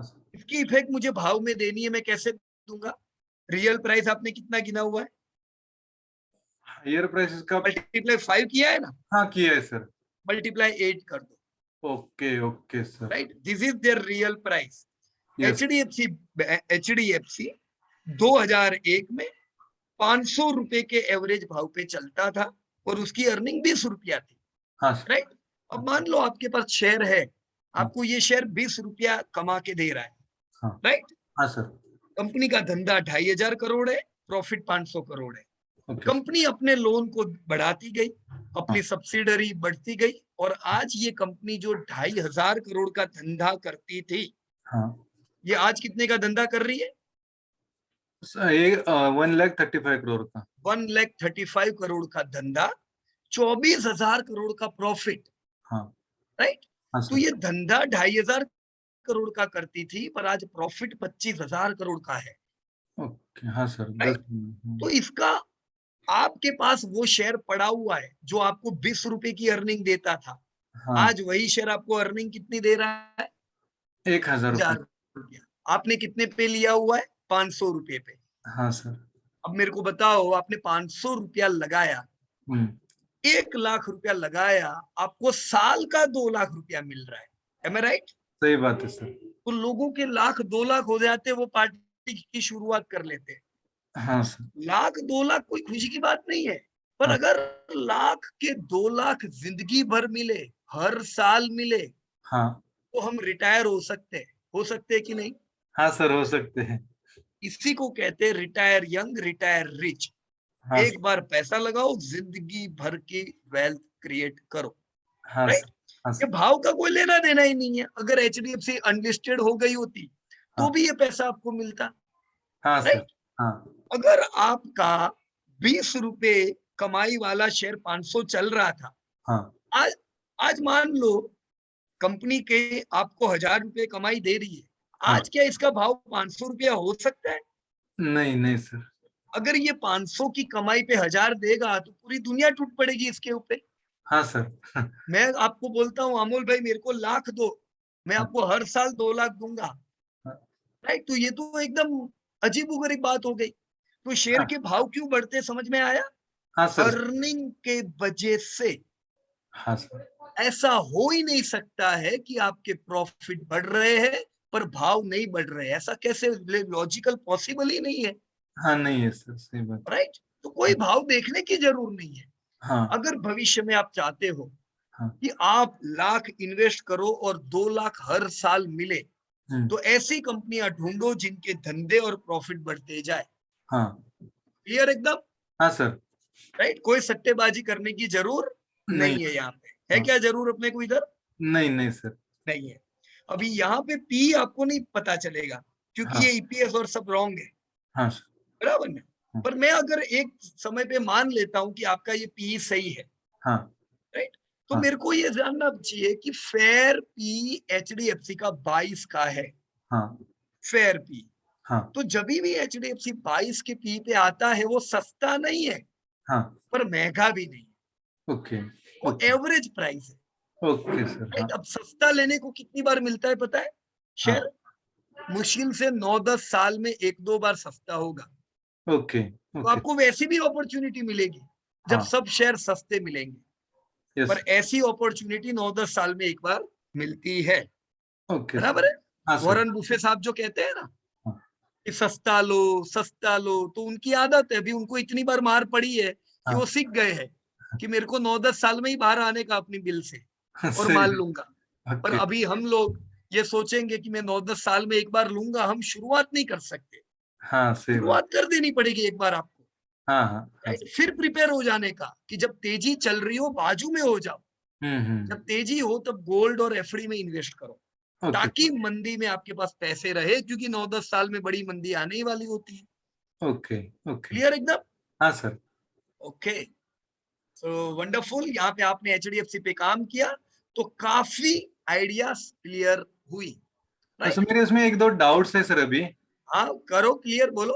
अभी सर अपने जो एचडीएफसी का जो मैंने हाई प्राइस और लो प्राइस जो कैलकुलेट किया है उसके मुकाबले मैंने ऊपर उसका परसेंटेज भी निकाला है, तो ये मेरे ख्याल से लगता है कुछ गलत है क्योंकि इतना कम रिटर्न्स नहीं देखने दे। दो, देखो आपने इधर से किया है ना, हाँ सर। इसलिए, ओके। राइट। अब हाँ 1993 के बीच में कुछ एक्शंस है जो हमने यहाँ पे आपने कंसीडर नहीं किए हुए। देखो ये इक्विटी को हमेशा देखने का हाँ अगर सर। ध्यान देना है तो देखो इक्विटी इनका हाँ 1993 में कितना था? 69 था। 69। अब 69 का इक्विटी 92 हुआ हाँ तो ये कितना बढ़ गया इक्विटी? 69 का 90। 33% बढ़ा। हाँ सर। तो 33% इक्विटी यूं ही नहीं बढ़ता है। ओके 33% इक्विटी बढ़ा मतलब कुछ यहाँ पे एक्शन हुआ है, ओके। राइट। हाँ और उसकी इफेक्ट भाव पे पड़ती है। सर आपके ज्यादातर शेयर कॉर्पोरेट एक्शन में उनके डिविडेंड ही ज्यादा दिख रहे हैं, मींस कि वो स्प्लिट बोनस बराबर, नहीं दिख रहा है किधर। राइट। देखो यहाँ पे हिस्ट्री में हो सकता है कि पुरानी हिस्ट्री इन्होंने कब से हिस्ट्री दी है देखने दो, 2001 से, बराबर ना। हाँ अब देखो यहाँ पे आपको एक और चीज देखने को मिलेगी, जब आपने पुराने डेटा लिए तो 2001 से 2008 के डेटा है क्या? नहीं बीच में नहीं है डेटा। ये कंपनी के नहीं, किसी भी कंपनी के नहीं मिलेंगे, ये कुछ एरर है। Okay okay. तो ये नहीं मानने का कि अरे कंपनियां डिविडेंड ही नहीं देती थी क्या 2001 से 2008 के बीच में? देती थी, पर उस समय डेटा इकट्ठा नहीं किया जाता था ऐसे, ओके ओके। राइट। तो आपको कोई कंपनी का डेटा नहीं मिलेगा, उनके इंडिविजुअल डेटा में एनुअल रिपोर्ट में ही मिलेगा, ओके खाली वहां पे मिलेगा। यहाँ पे आपको ये एक एरर है हर कंपनी में, राइट। ओके ओके तो आपका कॉर्पोरेट एक्शन भी मिस हो गया है पूरा, राइट। ओके तो 2001 के बाद के डेटा है, 2001 से पहले का क्या, ओके। हाँ राइट ना। तो यहाँ पे ये सब कंसीडर नहीं किया, इसलिए मैं कहता हूँ 2001 से डेटा लेके आप गिनो तो एकदम प्रॉपर आएगा, राइट। ठीक है। देखो हम लोग यहाँ पे गिनते हैं क्या है कंपनी का ग्रोथ। 2001 610 कितना साल हुआ? तो मेरे ख्याल से 20 ईयर। 20 इयर्स। हाँ सर अब भी 20% आया।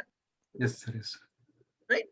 अब ये 10 साल पहले हमने एक रिसर्च किया था और उसका हमने काफी एक रिपोर्ट भी बनाया था कि निफ्टी में जो भी कंपनियां एंटर हुई है ना, हाँ ये वो कंपनियां हैं जिनके धंधे, क्या कह रहा हूं मैं, जिनके धंधे 20% से बढ़े, ओके जिनके प्रॉफिट 20% से बढ़े, वो कंपनियां निफ्टी में एंटर हुई और उनके भाव भी 20% से बढ़े। Okay okay. और जो कंपनियां अपने धंधे को 10% से भी नहीं बढ़ा पाई, हाँ वो सब कंपनियां निफ्टी में से धीमे धीमे बाहर निकलती गई, ओके। क्योंकि कुछ कंपनियों के धंधे 20% से बढ़ रहे थे। ये आज भी ऐसा ही हो रहा है। हाँ सर। अभी भी आपकी जो कंपनियों के धंधे नहीं बढ़ेंगे, हाँ धीमे धीमे धंधे बढ़ने वाली कंपनियां उनकी जगह ले लेगी, ओके राइट। और वो कंपनियां निफ्टी 500 में से कहीं ना कहीं छुपी होगी, वो कल हाँ निफ्टी में एंटर होगी। Okay sir. हाँ और आज की निफ्टी की कंपनियां जिनके धंधे नहीं बढ़ रहे वो निकल जाएगी, हाँ बराबर। हाँ तो सर अपने पास कैसी कंपनी होनी चाहिए? जो बढ़ सके, हाँ, जिनके ऐसी धंधे बढ़ निफ्टी सके, 500 पे ध्यान दो, ऐसी अच्छी कंपनियां ध्यान में रखो जो धंधे बढ़ा पा रही है, ताकि आपके पास कंपनी होगी, हाँ आप लेकर रखोगे और कल वो निफ्टी में एंटर हो जाएगी, हाँ सर। राइट। हमने ऐसी बहुत सी कंपनियां देखी। अमूल भाई, एशियन पेंट जब मैंने खरीदी थी हाँ तब वो निफ्टी में नहीं थी, हाँ सर। वो निफ्टी 500 का पार्ट थी। ओके देखो हमने एशियन पेंट ली, अल्ट्राटेक ली, ये सब वो जमाने में बड़ी कंपनी नहीं मानी जाती थी। हाँ सर। और देखो पिछले 10 सालों में ये सब कंपनियां निफ्टी में एंटर हो गई, तो कितनी खुशी होती है कि अपन ने पहले से लेके रखी हुई है, हाँ अभी सर। भी अपने पास है, हाँ सही राइट। बात। आज भी आप सब लोग ये जो रिसर्च कर रहे हो, कई कंपनियां आपको मिलेगी जिनमें सेल्स और प्रॉफिट ग्रोथ होगा, हाँ अगर वो कंपनियां कंसिस्टेंट बढ़ती है तो वो सब कंपनियां कल बड़ी जगह लेने वाली है, हाँ राइट? हाँ सर। तो ओके, मेरा एक और डाउट था। हाँ बोलिए। मैंने इसके साथ में एक अपोलो हॉस्पिटल में भी काम किया है। हाँ जी, ओके, तो उसमें कुछ पूछना था। जैसे भी बोलो। में अपोलो हॉस्पिटल में उनका प्रॉफिट बार बार कभी ड्रॉप हो रहा है, कभी बढ़ रहा है। तो ये सही बात है। हॉस्पिटल इंडस्ट्री अपने पोर्टफोलियो में होनी चाहिए, इसीलिए ये लेना चाहिए कि अगर ना लेके ये अमाउंट अगर किसी अच्छे सेक्टर में डाल दिया तो भी चल सकता है अपने को, राइट, ये रहे रखना ही चाहिए ओके, अपने पास। बराबर है। देखो इसका मैं जवाब देता हूं आपको। हम्म, जब बरसों पहले हम लोग कोई इमर्जिंग सेक्टर से कंपनी लेते थे ना, हाँ सर। तो बाकी की सब कंपनियां वो सेक्टर में लॉस कर रही होती थी।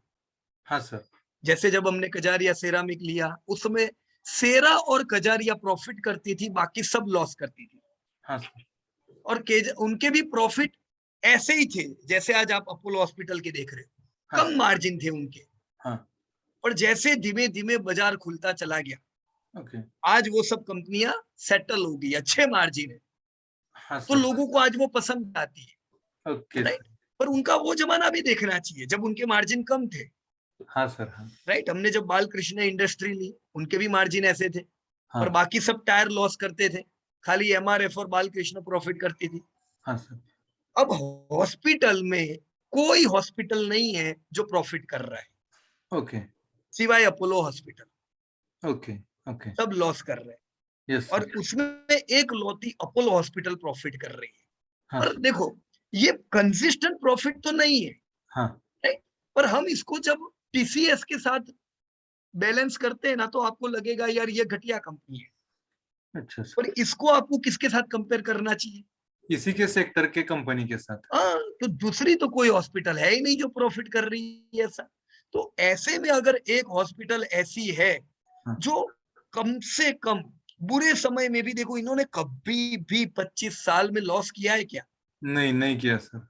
और जबकि आपको 25 साल में कंपनी नहीं मिलेगी जिसने प्रॉफिट किया, ओके ओके। राइट? तो ऐसे कंपेयर करने का। अब 10 साल बाद जब आप देखोगे ना, तो हाँ। इंडियंस की अफोर्डेबिलिटी बढ़ जाएगी। ओके। तो इंडियंस की अफोर्डेबिलिटी बढ़ेगी, इंडियन हॉस्पिटल में भी तगड़ा खर्चा कर पाएंगे। आज मजबूरी से खर्चा करना पड़ता है, हाँ सर। राइट? पर कल ये टाइम आएगा जब ये भी सेक्टर बढ़िया बढ़ेगा, तो उस समय लीड कौन करेगी? ये अपोलो हॉस्पिटल लीड। 10 साल बाद सब हॉस्पिटल कमा रही होगी, सबके हाँ मार्जिन अच्छे होंगे। हाँ। पर फिर भी ये जो अपोलो है, इनके मार्जिन अब 10% पे पहुंचते हुए उस समय देखोगे, ओके राइट? तो ओके। अगर कुछ लेना है हॉस्पिटल में, तो प्रायोरिटी अपोलो ही होनी चाहिए, हाँ सर। हाँ बराबर? अभी देखो एक रेनबो हॉस्पिटल का आईपीओ आया था, हाँ। राइट? नहीं लेना चाहिए सब कंपनियों को, हाँ सर। क्योंकि ऑलरेडी हॉस्पिटल एक बुरा सेक्टर है जहां हाँ कोई प्रॉफिट नहीं करता है, राइट? हाँ सर। पर इनके सर पे डेप्थ भी बहुत है, मार्जिन इनके कम है, ये डेप्थ फ्री कंपनी नहीं है, तो बहुत ज्यादा पैसा भी नहीं डाल देने का। हाँ सर। हाँ सर। 1-2% बराबर है, एक हाँ दो टका डालोगे तो आपको मन में शांति होगी कि चलो मैंने भी हॉस्पिटल में पैसा लगाया है, हाँ हाँ राइट? सर। हाँ और बढ़ेगा, इसमें कोई डाउट नहीं है। ओके, हाँ सर। अभी सर जैसे आपने रेनबो बोला ना, वैसे जब अपना एलआईसी का आईपीओ आ रहा था ना, तभी मैंने उसको एचडीएफसी लाइफ के साथ कंपेयर किया था, तभी वो नहीं लेने का सोचा था। और आज लिस्टिंग के दिन ही वो 8% डाउन है, देखो एलआईसी का। सवाल ही नहीं ना। हम्म। तो यही देखने का, ऐसा जरूरी नहीं है जो आईपीओ आया कि लग जाओ उसके पीछे, हाँ ऐसा सर। नहीं करने का, सही बात। राइट? कंपेयर करो सेम कंपनी से, और हाँ फिर आपको लगता है तो लो, यस राइट? Yes sir. आपका डिसीजन बढ़िया ही था, एचडीएफसी लाइफ ही अच्छी कंपनी है, हाँ एलआईसी से भी अच्छी है वो, हाँ सर। बराबर? Thank you. ओके, चलिए, थैंक यू वेरी मच। और मेरे ख्याल से काफी लोगों के हैंड रेज है, तो हम एक एक करके सब लोगों से बातचीत कर लेते हैं। श्रीनिवास राव, यस श्रीनिवास जी, कहिए, सबसे पहला हैंड रेज आपका था। Yeah, good evening, sir. Good evening. Yeah, चिंतन भाई, आपकी आवाज आई नहीं बराबर, सब पता नहीं चला क्या कहा आपने, कहिए।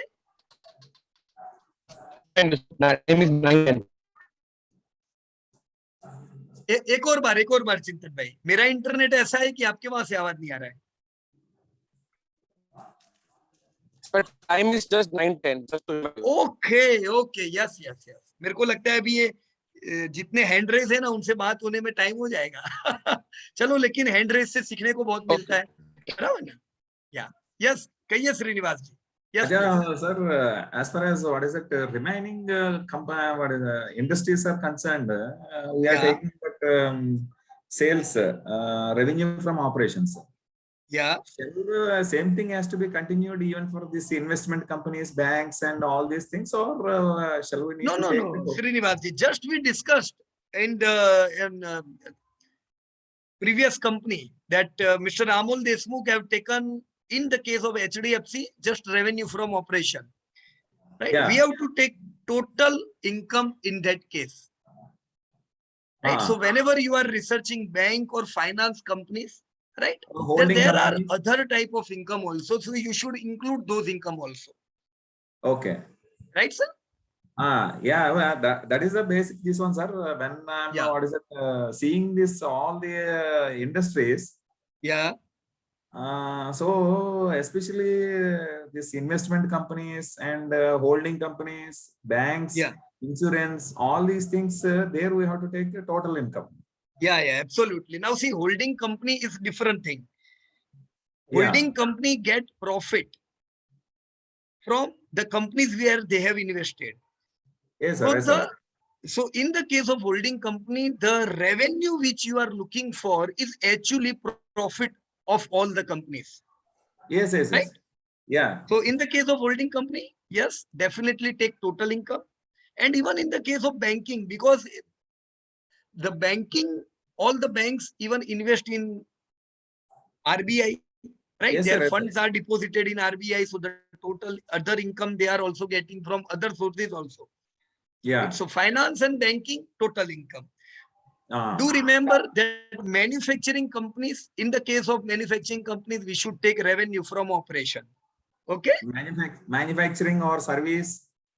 Yeah. In the case of service also. Yeah. Other than this banking and finance, we have to take only from operations. Yeah, correct, sir. Yeah, that is my first doubt, sir. Yeah. Okay. And I'm Like, having some doubts also. I think I will get it clarified when I'm discussing about the Amara Raja batteries. yeah, okay, no problem. I saw your comment which you have written in Amara Raja battery, because I generally used to check everybody's homework. Okay. Right? So we will discuss that. Right? Yeah. Okay. Thank you. Okay. So Vishal bhai, yes, kahiye And Vishal one bhai. more thing, sir, and one more thing. Haji? Yeah. Actually, I worked on all these 172 industries. Okay. All the 172 sectors you have worked. Pardon? In all these 172 sectors you have worked. Yeah, all 172 industries I worked. Wonderful, sir. Wonderful. That's great. And out of that one, what is it? When I'm filtering out the industries, there, what is it? I got a doubt that shall I take based on the GDP growth of, for suppose, shall I need to take such a industry which is outperforming my GDP growth? Correct, sir. Correct. All those sectors which are outperforming India's GDP. Okay. Right? Then what will happen? Our overall portfolio will outperform. Why? Because the company's sales are growing better than even India. So if India will grow by 10%, your portfolio will grow by 15%. Yes. Right? So what I did is I took the sales in 2015. What is it? Financial year 15-16. Okay. And I took the sales in financial year 19-20 and 2021. Okay. And I calculated the CAGR from 16 to 20 and 20 to 21. Okay. So in these, what is it, percentages where it is more than my GDP, those sectors only, industries only I filtered out. Yes. So if I based on that one, I could able to get only 30 sectors only out of 172. Correct. So all the sectors are not outperforming, right? Yeah. So those 30 sectors, you should focus. I would able to get only 30 sectors. Yeah. So what you do, just it will be good if you can share all this Excel sheet in which you have Yes, worked yes. on 172 sector in our WhatsApp group. Right? Definitely. Even I will check it and I will review it. Okay. Definitely, sir, definitely. Yeah. And in the individual sector also, what I am doing is I am taking those companies which have contributed 90% of the sales instead of 90% of market cap. Okay. Okay. Those Right, those companies in that sector I am analyzing. Yes. Yes. So you are correct. We should do this thing only. Okay. Right? Okay. That If is the company doubt is I am not having, able sir. to contribute more, Am I going in the right direction or not? That is my doubt. no, you are moving perfectly, right? Going on the right direction. Okay. Thank you, sir. Thank you. Okay.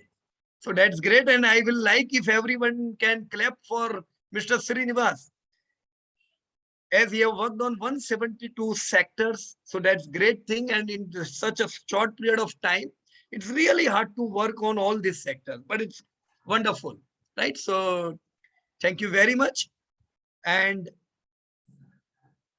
I am moving further with Mr. Samir. Yeah, Samir bhai, आपने भी hand raise किया हुआ है, कहिए समीर भाई.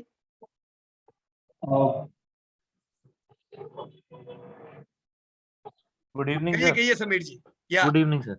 Good sir evening. मेरे दो queries थी. एक तो जो आप दिखा रहे हैं बेसिकली मुझे कंफर्म ही करना था. जैसे एचडीएफसी में वी आर सेइंग कि हमने 20 साल पहले 1 लाख लगाया होता तो हमें 2 लाख हर साल अभी मिल रहे हो. राइट. तो वो डिविडेंड इनकम ही है ना?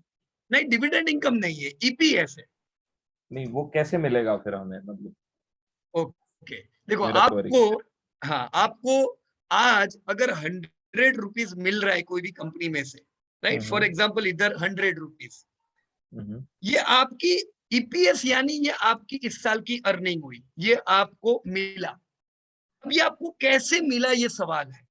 कुछ कंपनीज समीर भाई 10% डिविडेंड देती है, राइट, कुछ कंपनीज 50% डिविडेंड देगी, और ये भी हो सकता है कुछ कंपनीज 100% डिविडेंड दे दे, राइट. तो अगर आपकी कंपनी ए है, मैं यहाँ पे नाम दे देता हूँ ए, बी एंड सी. ओके, अगर आप ए कंपनी में इन्वेस्टेड हो तो 100 रुपया आपको मिला है, लेकिन एक्चुअल आपके बैंक में कैश कितना जमा हुआ है? 10 रुपया, राइट. यहाँ पे जस्ट अ मिनट,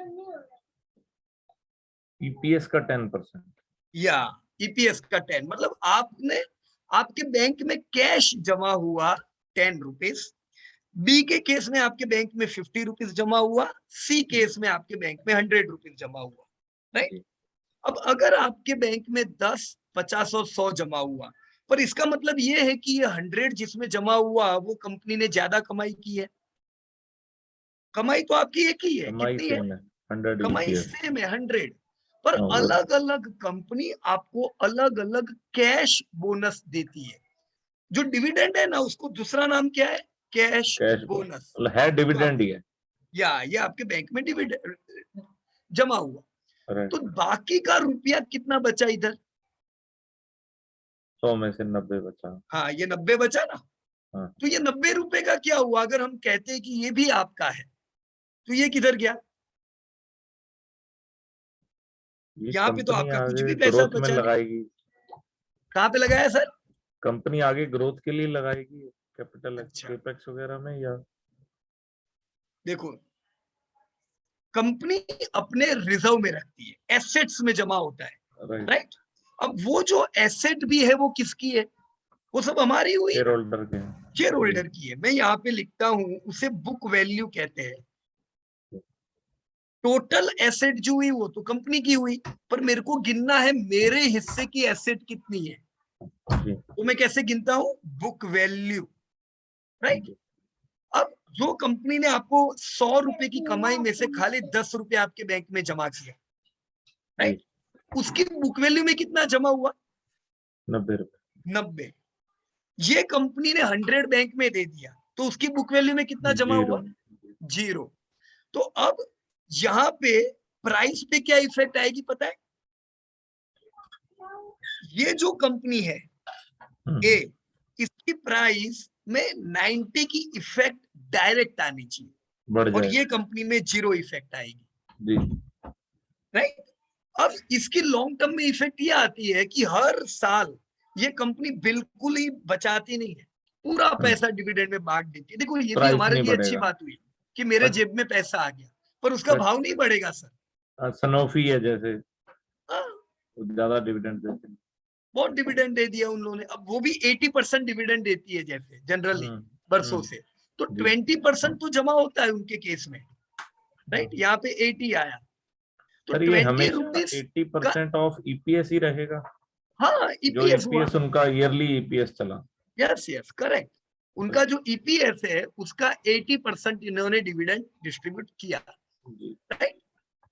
तो जो बचेगा उसकी भाव पे इफेक्ट आएगी। देखो कोटक बैंक का नाम सुना ना आपने?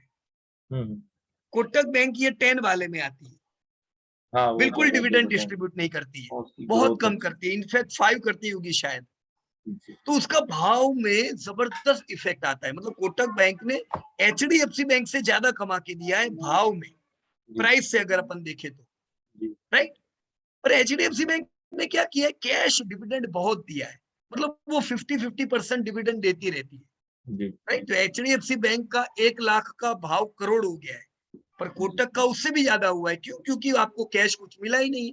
डिविडेंड नहीं मिला। हाँ, तो अगर इसका डिसीजन क्या लेने का, अगर मान लो कि मैं अर्निंग मेंबर हूं, अगर मैं अभी भी कमा रहा हूं, आने वाले 10-15 साल कमाऊंगा, तो मेरे को डिविडेंड से बहुत ज्यादा मोह नहीं होना चाहिए, जी क्योंकि मेरे को आज डिविडेंड मिलेगा, ये 10-15 रुपया ये क्या काम का है, कोई काम लगेगा? वो तो कहीं भी खर्चा हो जाएगा, राइट। तो मेरे लिए ऐसी कंपनी अच्छी जो डिविडेंड ना दे तो भी मुझे कोई फर्क नहीं पड़ता है, बराबर, पर भाव पे इफेक्ट आनी चाहिए। पर जी अगर आप रिटायर हो तो आपको डिविडेंड मिलता रहे तो वो ज्यादा अच्छा है आपके लिए, जी बिल्कुल। राइट। बाकी ओवरऑल दोनों में पैसा तो एक ही जितना बनने वाला है, कितना जी सर, डिविडेंड दे रही है उससे कोई फर्क नहीं पड़ता है। अर्निंग बढ़ेगी, 100 अर्निंग की बढ़नी 1000 चाहिए। होगी, तो अपना भाव भी बढ़ेगा, डिविडेंड भी बढ़ेगा, जी सेल्स राइट। करना चाहिए। क्लियर समीर सर भाई? Clear sir, clear, thank you. Delete दूसरी कर दूं ना छोटी ये सी यहाँ से? Query sir. हाँ जी सर, हाँ दूसरी कहिए। छोटी सी क्वेरी ये है कि अगर हाँ हम जी, अपोलो हॉस्पिटल की अभी जैसे बात हो रही थी, तो उसमें हाँ प्लेजिंग जी, है, शेयर्स प्लेज्ड हैं सही उनके, बात है, सही और बात है। इंटरेस्ट भी वो मोटा देते हैं, मतलब ऐसा नहीं है कि हाँ, डेट फ्री तो है ही नहीं है वो। नहीं नहीं तो बिल्कुल अगर डेट हम फ्री नहीं है। उस सेक्टर में अगर हम डॉक्टर लाल पाथलैब ऑलरेडी ले रहे हैं, हाँ तो हमें मेट्रोपोलिस वगैरह में जाना भी चाहिए या अपोलो में, या एक ही बहुत है लाल पाथलैब? ओके, देखो आप डॉक्टर लालपत को अपोलो से नहीं कंपेयर कर सकते हो समीर भाई, हाँ वो क्योंकि दोनों का बिजनेस ऑब्वियसली अलग है। बिजनेस हम अलग है। डॉक्टर लालपत में रिपोर्ट करवाने जाते हैं, जी जी राइट, जी पर हॉस्पिटल में तो एडमिट होना पड़ता है। अब आप प्रैक्टिकल सोचो कि फॉर एग्जांपल अगर आप जो शहर में रह रहे हो, जी राइट, वो शहर में इतने करोड़ रुपीस हेल्थ केयर के पीछे खर्चे गए, हम्म लोगों को, मतलब ये तो कंपल्सन है, डालने पड़ते हैं, किसी की इच्छा नहीं होती है, राइट। हम्म। तो कुछ रुपए किधर गए होंगे? फार्मा की दवाई लाने में गए होंगे, कुछ डॉक्टर में गए होंगे, कुछ कुछ, हाँ, तो डॉक्टर लैब मतलब टेस्ट में गए हॉस्पिटल, होंगे। जी जी बराबर ना, कुछ लेबोरेटरी में गए होंगे। तो ये सब जी जब भी हेल्थ केयर इंडस्ट्री की बात होती है ना, ये सब अलग इंडस्ट्री हुई, जी राइट। दवाई की कंपनियां अलग हुई, तो एक दवाई की कंपनी होनी चाहिए अपने पास जिसमें डिवीज लैब जैसी अच्छी कंपनी आती है, जी। एक अपने पास हॉस्पिटल होना चाहिए। तो मतलब देखो, आपका कहने का ये मतलब है कि उसकी ग्रोथ अच्छी है हॉस्पिटल सेक्टर की, तो उसमें जो बेस्ट है, चाहे वो प्लेजिंग हाँ, है भी है, उसमें जो बेस्ट है उसमें इन्वेस्ट करने का। हाँ रखना चाहिए, जी बराबर ना। पर आपको पता है कि इनकी फाइनेंस इंटरेस्ट कोर्स जाती है, वो इंटरेस्ट को 2 वजह से जाती है समीर भाई। एक तो जी इनकी हॉस्पिटल किस पे होती है? लीज पे होती है, राइट तो वो लीज लायबिलिटी भी इंटरेस्ट कॉस्ट में नहीं जाती है, और दूसरा इनके सर पे डेब्ट भी है। जी तो अब जब हम जानते हैं कि इनके सर पे डेब्ट है, तो बहुत 3-4% नहीं लेना चाहिए। 1% या हाँ, 1.5%। 1-2% इनफ है, क्योंकि तैयार रहो, इसमें वॉलेटिलिटी भरपूर आने वाली है। जी जी अब बहुत वॉलेटिलिटी होगी, अपन 10% डाल के बैठेंगे तो फिर मुश्किल ही हो जाती है, फंस वो जाए। पूरा पोर्टफोलियो को अपने बिगाड़ देता है फिर, राइट। राइट सर, डन, एकदम क्लियर।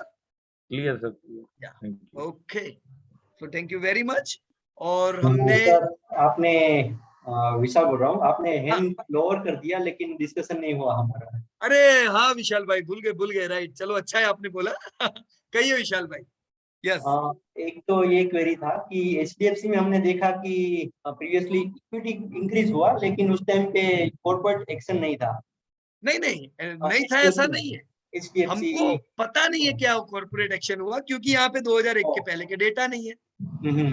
ओके। बराबर। तो यानी मैंने एक देखा कि राइट इश्यू होता है उस टाइम पे भी, यानी इक्विटी में चेंज होता है, लेकिन हाँ प्राइस में उसका कुछ इफेक्ट आता है उस टाइम पे, या फिर हम यानी उसको स्प्लिट में हाफ करते हैं या फिर बोनस ओके पे चेंज करते हैं, तो राइट इश्यू में इक्विटी तो बढ़ता है लेकिन प्राइस में कुछ बराबर।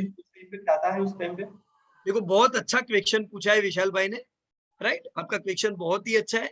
इतना ध्यान रखो, जब भी इक्विटी बढ़ेगा तो इक्विटी बढ़ने का मतलब पार्टनर बढ़े अपने, विशाल भाई, हाँ राइट। तो पार्टनर बढ़ने का क्या मतलब है? ईपीएस घटेगा कि बढ़ेगा आपका? वो घटेगा।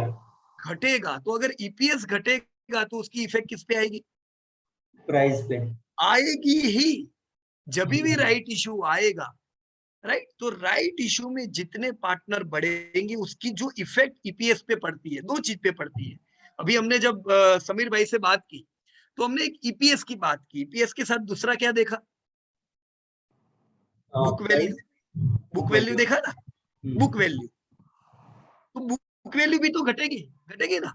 तो जितनी इफेक्ट ईपीएस और बुक वैल्यू पे पड़ेगी उतनी विपरीत इफेक्ट भाव पे पड़ेगी,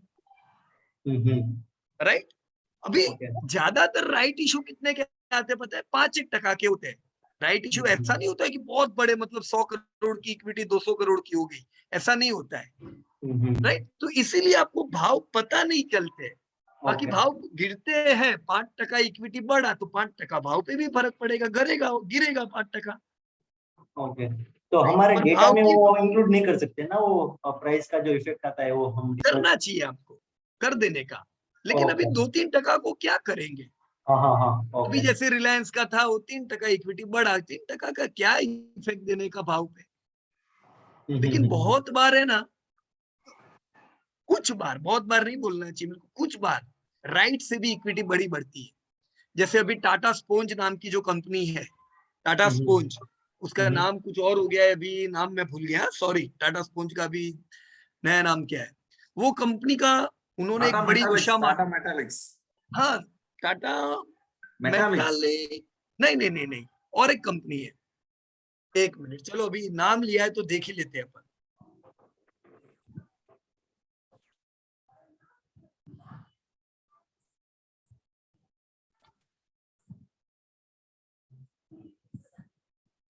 ये टाटा स्टील लॉन्ग प्रोडक्ट जो है ना,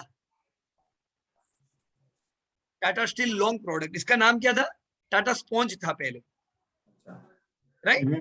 ओके। अभी देखो यहाँ पे ये कंपनी ने क्या किया था, अपने से बड़े अजगर को खाया था। उषा मार्टिन जो इससे बड़ी कंपनी थी, इन्होंने उषा मार्टिन को खरीदा, राइट। तो उषा मार्टिन इनसे बड़ी कंपनी, खरीदने के लिए पैसे चाहिए। तो ये अब देखो यहीं से पता चलेगा, 18-19 का डेटा देखो, ये धंधा कितना करते थे? 1000 करोड़। 1000 करोड़। अचानक 2020 से क्या हो गया? ऐसा थोड़ी ना होता है, 4 गुना धंधा कभी हो सकता है? नहीं हो सकता ऐसा है।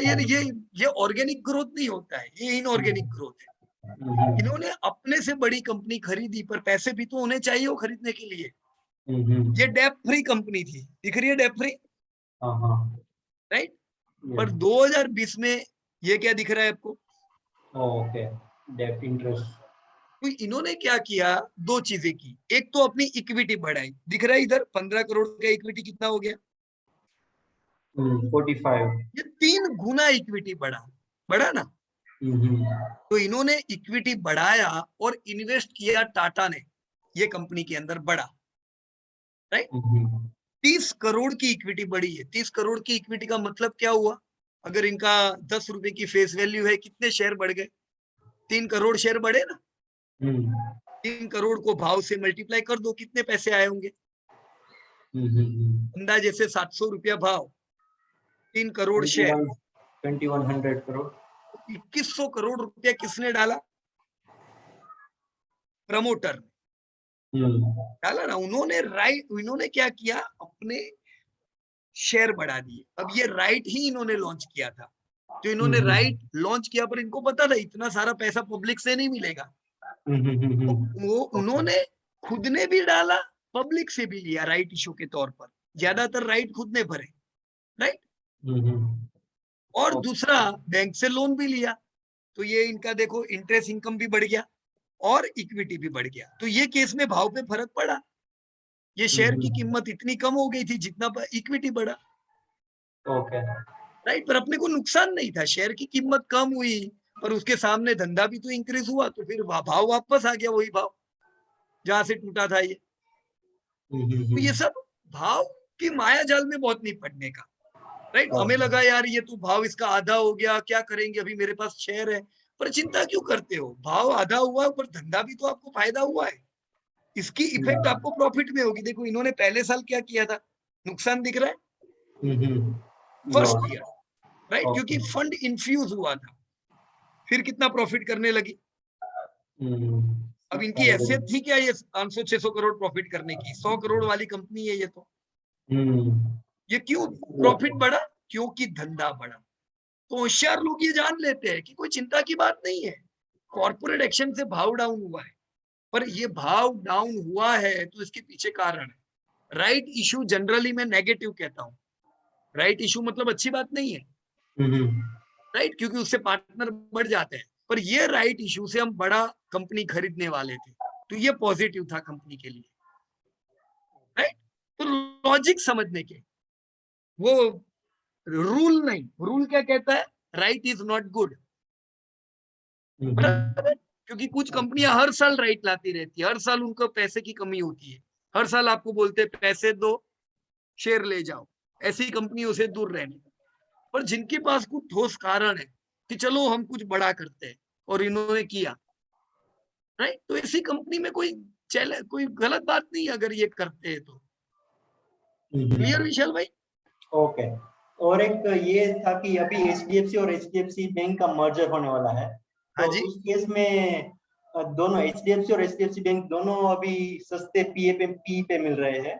हाँ तो उस दोनों केस में सस्ते हमें पी पे मिल रहे हैं। एचडीएफसी बैंक को लेना चाहिए या एचडीएफसी को, क्योंकि देखो अभी मर्जर हो जाएगा तो फिर राइट, देखो बहुत बार क्या होता है पता है, जब भी दो कंपनियों का मर्जर होने वाला होता है ना, तो एक आधी कंपनी बहुत ही महंगी चल रही होती है, एक आधी कंपनी सस्ती चल रही होती है, तो वहां पे आपको इसे कहते हैं आर्बिट्रेज अपॉर्चुनिटी, राइट। वहां पे आर्बिट्रेज अपॉर्चुनिटी होती है, कोई और कंपनी लेने में आपको फायदा होता है, पर इधर तो दोनों कंपनी जैसे बैंक और फाइनेंस ये दोनों कोरोना के बाद अफेक्टेड है, क्रेडिट ग्रोथ है नहीं, तो ना बैंक तेजी में है ना फाइनेंस की कंपनी तेजी में है, दोनों करेक्शन में है, तो इसके कारण दोनों सस्ते हैं। तो यहाँ वो आर्बिट्रेज अपॉर्चुनिटी नहीं है, तो सीधे सीधा क्या करना चाहिए, आपको पता ही है एचडीएफसी बैंक में मर्ज होने वाला है, तो फिर क्यों एचडीएफसी लेने का, फिर सीधे सीधा एचडीएफसी बैंक ले लो, ओके। है ना। नहीं तो फिर आपको फिर गिनती करनी पड़ेगी कि मेरे पास 24 शेयर होंगे, तो मेरे 25 या 64 में भी भूल गया अभी तो वो रकम, तो मेरे को 25 शेयर मिलेंगे, छोड़ो वो चफा, सीधा एचडीएफसी बैंक ले लो ना, बराबर है। ओके, तो 25 नहीं करना है उसको, यानी अगर मल्टीपल में वो सब कुछ नहीं करना है कैलकुलेशन, उसकी जगह हाँ जो सीधे भी सीधा एचडीएफसी मिल एचडीएफसी रहा है बैंक ले सस्ता, लेने का। तो बैंक को ही ले लो डायरेक्टली। हाँ पर हर बार ऐसा नहीं होता है, अपॉर्चुनिटी ढूंढने की, अगर दूसरी कोई कंपनी में ऐसी अपॉर्चुनिटी मिले कि ये कंपनी लेने से हमें बड़ा फायदा होने वाला है, तो दूसरी लेने की, ये आपको गिन के पता चल जाएगा ऑटोमेटिकली। हमने भी नहीं तुरंत ही दूसरे दिन गिन के दे दिया था कि एचडीएफसी बैंक के मर्जर के बाद क्या होगा, राइट। तो ये गिन सकते हैं अपन, पर ऐसा कुछ अनुभव आने दो। अभी देखो टाटा कंज्यूमर में भी यही होने वाला है, टाटा कंज्यूमर, ओके। राइट, तो उसमें भी ऐसा ही कॉर्पोरेट एक्शन होने वाला है टाटा कॉफी के साथ। तो अभी से आप गिन लो, देखो मैंने तो गिनती ही दी नहीं है, पर आप गिनने का प्रयास करोगे ना तो एक अच्छी लर्निंग मिलेगी भविष्य के लिए, राइट। ओके। और आपको गाइड कौन करेगा टाटा कंज्यूमर में जाने का, ये कॉर्पोरेट एक्शंस में जाने का, और वहां पे आप देखोगे तो कंपनी का पूरा डेटा उन्होंने दिया होगा कि आफ्टर मर्जिंग क्या होगा, तो आपको बहुत ज्यादा गिनती करने की जरूरत नहीं पड़ेगी, ओके। बराबर है। ठीक है। ओके और एक ये था कि एचडीएफसी लाइफ जैसी कंपनी, कैसी कंपनी? HDFC लाइफ है, हाँ जी, उसमें ये डेटा सब तो यानी पुराने डेटा BSE में अवेलेबल है, लेकिन प्राइस तो जो भी लिस्टिंग हुआ उसके बाद का ही अवेलेबल होगा, तो उस केस में इंट्रिंसिक वैल्यू तो कैलकुलेट नहीं कर सकते ना, बहुत कम डेटा है। तो ऐसे केस में क्या करने का, जो भी इमर्जिंग कंपनियां हैं, नई नई IPO वाली है, उनका फेयर पी 45 रखने का। कितना? 45। 45, राइट? जब तक आपको रियल फेयर पी नहीं मिलता है। पर गवर्नमेंट की कंपनियों में 45 नहीं करने का, क्योंकि हमेशा गवर्नमेंट अंडर परफॉर्मर होती है। तो गवर्नमेंट की कंपनियों का तो 20 का पी भी उनका मेगा पी हो गया। पर गवर्नमेंट के अलावा की कंपनियों का फेयर पी 45 रख पाओगे। तो उस केस में तो HDFC लाइफ अभी बहुत सस्ता मिल रहा है ना। सस्ता ही है ना सर, राइट? कोविड के इतने क्लेम आए जिसकी वजह से अर्निंग डाउन है, तो सस्ता मिल रहा है अभी, वो लेना ही चाहिए। हम लोग भी अभी, हमारा जो इंडिया फ्रंट रनर फंड है, उसमें हम लोग HDFC को एक्यूमुलेट करते हैं, राइट? ये सीधा कारण है। अगले साल थोड़ी ना क्लेम रहेंगे, अभी इस साल भी क्लेम नहीं रहेंगे। ये साल आप देखोगे, मैं अभी एडवांस से बता देता हूँ आपको, आप कम से कम 50% का जंप देखोगे प्रॉफिट में, मिनिमम। डबल आए तो भी कोई नई बात नहीं है, राइट? क्योंकि इस बार क्लेम बगैर के प्रॉफिट आएंगे। All right, okay, yes, yeah, okay. Thank you. So thank you very much. Vishal भाई से हमारा बात हो गया। और Here one small this one, sir. Yeah. When I'm seeing this one here in 2020, the tax is positive. in which company? In other cases, it is negative. That means it is here the tax is. I come across such type of cases. Sir. Yeah. See, tax should be negative. Yeah. Every time, right? पर यहाँ पे उनको benefit हुआ है, right? क्या deferred tax के वजह से? हाँ, क्योंकि कंपनियां तो एडवांस में टैक्स भरती रहती है। एवरी क्वार्टर का आपको डेटा आता है ना, एडवांस टैक्स। पर जब साल खत्म हो, आपको पता चला टैक्स भरना नहीं है। अच्छा, राइट? तो ये 14 करोड़ तो आपका पॉजिटिव टैक्स है यहाँ पे। पर वो बहुत ज्यादा मायने नहीं रखता है, क्योंकि इससे कोई लॉन्ग टर्म फर्क नहीं पड़ा। कंपनी ने लॉस किया है तो वैसे भी टैक्स तो भरना नहीं है, बराबर ना? हाँ, अच्छा, okay, right, okay. And Sunita madam, yes कहिए सुनीता जी, आप, आपका हैंड रेज है। Good evening Piyush ji. या गुड इवनिंग। पीयूष जी, जो आपने HDFC के केस में यील्ड बताया था 5.2% निकाला, यस, हाँ। तो ये जो हमारा शेयर प्राइस बढ़ता घटता है, उसके अलावा एक तरीके से एक्स्ट्रा बेनिफिट है, इज इट? नहीं, ऐसा नहीं मैडम। देखो, मेरा क्या कहने का मतलब है कि आज मैं 1300 रुपया इन्वेस्ट कर रहा हूँ, राइट? तो मेरे को मिलता क्या है? मेरे को 69 रुपीज मिल रहा है आज। तो ये 69 रुपीज यानी मेरे को 5.2% इंटरेस्ट मिल रहा है, राइट? अब अगर मैं आज 100 रुपए की FD लेता हूँ, तो वहां पे भी मेरे को 5.2% इंटरेस्ट मिलता है, राइट? कभी भी शेयर बाजार का इंटरेस्ट यील्ड FD के इंटरेस्ट जितना नहीं हो सकता है। हमेशा शेयर बाजार का यील्ड कम होता है, ओके। पर ये एक जितना दे रहा है। क्यों? क्योंकि ये सेक्टर अफेक्टेड है, राइट? तो ये अच्छी यील्ड हुई मैडम, ओके, है ना? कभी भी 3% से ज्यादा यील्ड को अच्छी यील्ड कहते हैं, क्योंकि ये आज 5.2% है, राइट? अगले साल अगर EPS 69 की 79 हो जाती है, तो आपकी तो यील्ड बढ़ती गई, राइट? है ना? तो ये 5% की यील्ड कल 10 हो जाएगी, कल 20 हो जाएगी, राइट? पर ये FD की यील्ड तो जिंदगी भर यही रहने वाली है, राइट? वो स्टैटिक है, लेकिन ये डायनामिक होगा, जो बढ़ता रहेगा। हाँ, तो मैं जनरली ये कहता हूँ कि 3% की यील्ड हो तो ले सकते हो, क्योंकि आज की 3% की यील्ड कल की 6% है, राइट? अगर प्रॉफिट डबल हो गए आपके 2-3 साल में, तो आप 6% पहुंचने ही वाले। मतलब FD में पैसा डाल के जितना हम कमाएंगे, उतना तो वैसे भी 2-3 साल में पहुंच जाएंगे। बिल्कुल ठीक है, ठीक या। है।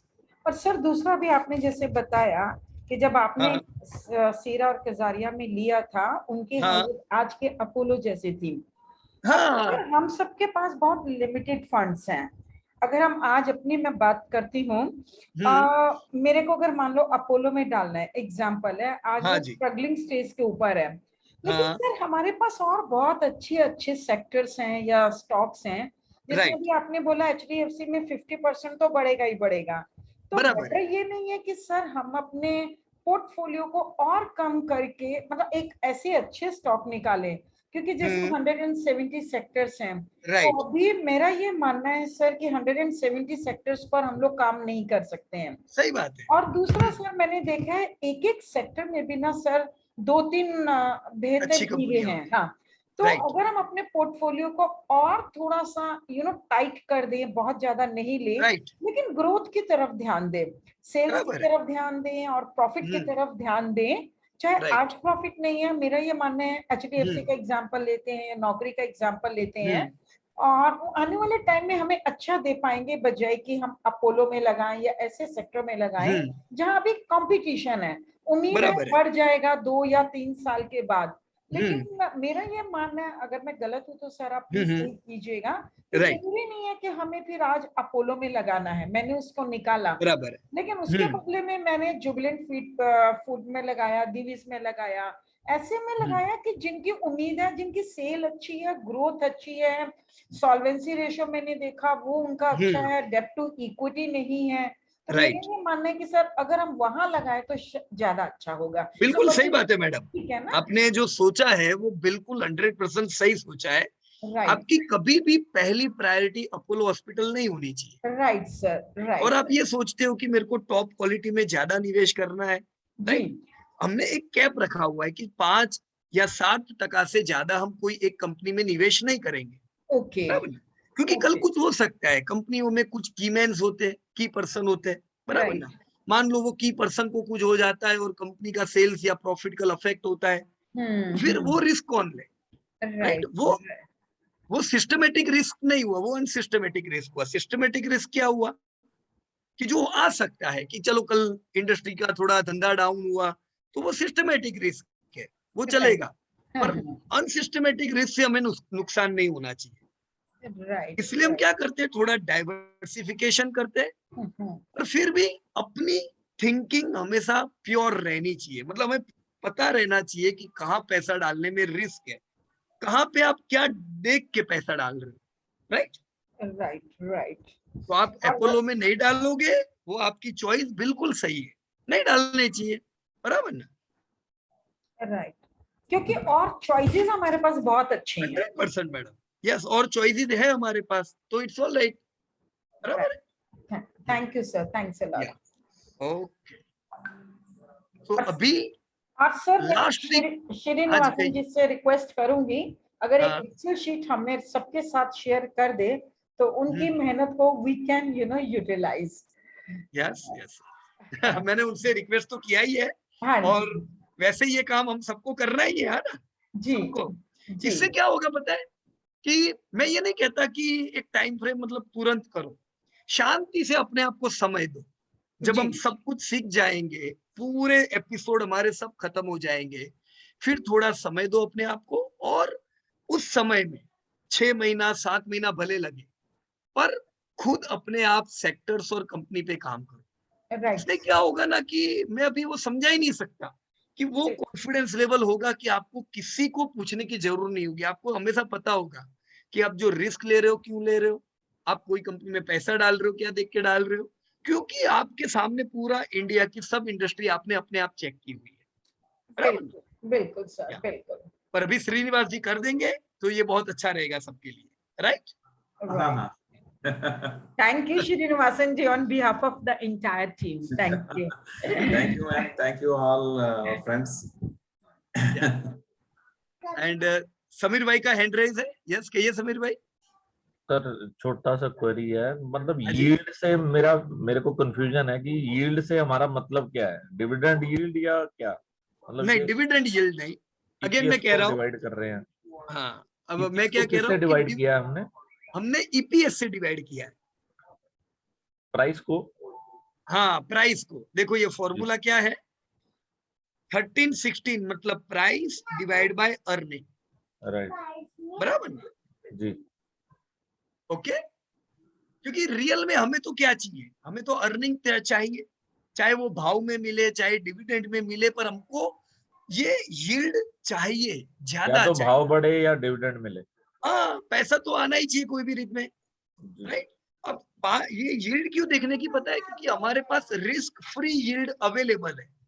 मैं कुछ भी रिस्क ना लूं तो भी मेरे को 5.2% तो मिलने ही वाला है, भाव में मिल जाए। एफडी नहीं, एफडी में, है ना। नहीं, फिक्स हमें डिपॉजिट में इसमें तो अगर मैं भाव में डालता हूँ, मिलेगा ना, मतलब किसमें, यहाँ पे मेरे को यील्ड अगर 5.2 आ रही है तो हमारा हाँ मतलब ये है कि हमें प्राइस 5.2 से तो इंक्रीज मिलेगा ही मिलेगा, हाँ, एफडी जितना। नहीं नहीं नहीं नहीं, प्राइस 5% से इंक्रीज नहीं होगा सर।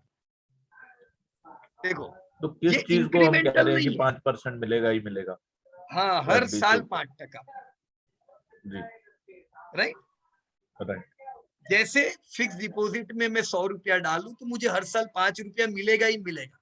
जी वैसे शेयर बाजार में भी अगर मैं एचडीएफसी बैंक का शेयर ले रहा हूं तो मेरे को 5 रुपया मिल ही रहा है आज, पर ये ठीक, 5 रुपया बढ़ते बढ़ते समय आएगा कि मेरे को 100 पे 100 रुपया मिलेगा, समझ जैसा आज गया। यहाँ पे मिल रहा है, जी जी राइट। तो मेरे को हर साल की इनकम चाहिए, जी। इसीलिए हम इसको, ये यील्ड को रिस्क फ्री यील्ड से कंपेयर कर रहे हैं। तो हमें हर कंपनी की यील्ड देखनी चाहिए हाँ, देखनी बिफोर चाहिए सर, इन्वेस्टिंग। जी 100% देखनी चाहिए। जी वो कंपनी सस्ती है जो 3% से ज्यादा यील्ड दे रही है, ठीक, राइट। Thank you. ओके, सो हमने अभी लास्ट वीक हमने प्राइस को कंपेयर किया था, और हमने कुछ हमारे अलग अलग कंपनियों में प्राइस की मूवमेंट देखी, राइट। अब जो नेक्स्ट वीक हम लोग देखेंगे वो बड़ा ही इंपॉर्टेंट पार्ट है, भविष्य क्या। हम पास्ट डेटा तो हम लोगों ने सीख लिया ढूंढना, पर अब हमको क्या ढूंढना है पता है, अगले हफ्ते का हमारा चैलेंज है, हमको पता रहना चाहिए कि ये जो कंपनी है ये 2030 में कितना धंधा करेगी, कितना प्रॉफिट करेगी, मुझे कितनी अर्निंग मिलेगी, यानी ईपीएस कितना आएगा, इसकी इफेक्ट मुझे मेरे डिविडेंड में कितनी आएगी, उसकी भाव पे कितनी आएगी, इसे कहते हैं एस्टिमेशन।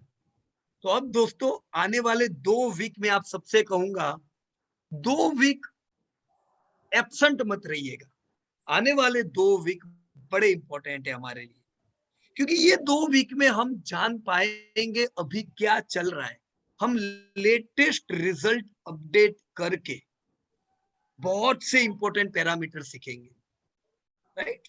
तो नेक्स्ट 2 वीक्स आर इंपॉर्टेंट, उसमें खास अगला हफ्ता हम भविष्य प्रेडिक्ट करने वाले हैं, right friends. So stay connected and it was wonderful discussing with everyone.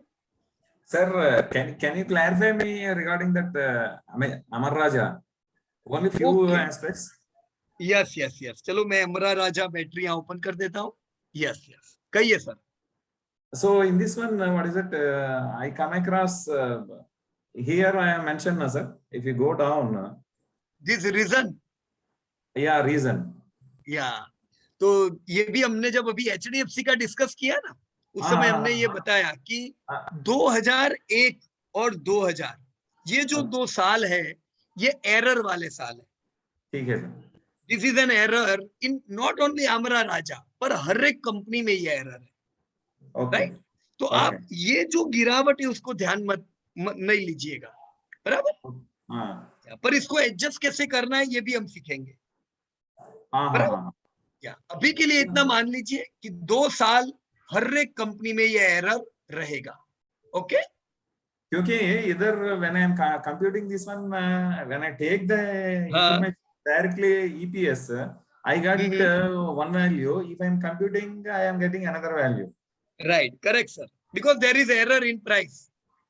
Yeah, there I have mentioned here also, sir. Here the number of shares and all. The rightmost side. Okay. Here, yeah. Okay. Right. But again, sir, see, in the year 2001, your EPS is 16. Okay. Equity capital 113.88. Number of share. Yeah. Okay. So what error is here? Here, what is that? The number of shares have reduced from 84 lakhs to 54 lakhs. No, no, no, no. These are not number of shares which you see in the price. आपने जो data download किया है उसमें number of share नहीं दिखाता है. उसमें है सर, उसमें है. वो नंबर ऑफ शेयर जिसमें ट्रेड हुआ है वो बताता है. नहीं नहीं उसको नहीं मत देखो. नहीं नहीं नहीं, ये अलग चीज है. ये नहीं, तो ये जो भाव कॉपी डाउनलोड किया उसका कह रहे हो आप? नहीं नहीं नहीं, वो अलग है, ये अलग है. हाँ, पर ये कहां से लिया आपने number of share? From the same annual report only. Yeah, we can check it, sir. If you go to that BSE site. Amra Raja bet. Yeah. Okay, what I Go should to open now? Go to financials. Okay. Results में जाइए, results में. ये वो तो prior period वाला जाए. Okay. या prior period में जाके वो तो last वाला. हाँ. Next. Okay. Next. इधर ये क्लिक कीजिए सर. ये डाउनलोड कीजिए.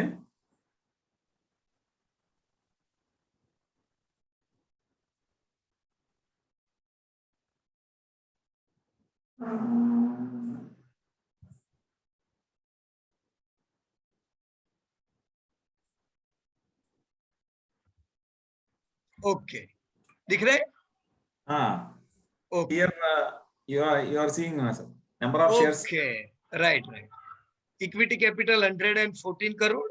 EPS is 20. Number of shares non-promoter. Okay. The same thing I got there. From the next financial year onwards, it has come down. पर ये तो खाली नॉन प्रमोटर की शेयर है ना? हाँ. That is equal to our this one ना sir. Free float. ये तो इक्विटी कैपिटल का है ना. हाँ, पर ये खाली नॉन प्रमोटर के शेयर है, मतलब टोटल शेयर नहीं है ये. हाँ ठीक है. बराबर ना? तो वो तो चेंज हो सकते हैं ना. हाँ वही है. इसको ध्यान मत दो, ये मतलब काम की चीज नहीं है कोई हमारे अभी, मतलब ये डेटा में नहीं काम लगेगा ये आपको. ठीक है. क्योंकि अभी हमको प्रमोटर के नॉन प्रमोटर के कितने वो जान के कोई काम नहीं है, वो तो चेंज होता जाएगा. हाँ. बराबर ना? हमारे लिए इसमें क्या इंपॉर्टेंट है? This is equity capital 114 crore और ये ईपीएस. ठीक है सर. राइट. हाँ ठीक है. ओके. वैसा है तो और एक चीज है उधर. क्या है कि when there is a split and bonus. हाँ, एक मिनट में आता हूँ. कहाँ पे है ये? पीछे और नीचे जाइए. ओके. या इधर क्या है ना सर,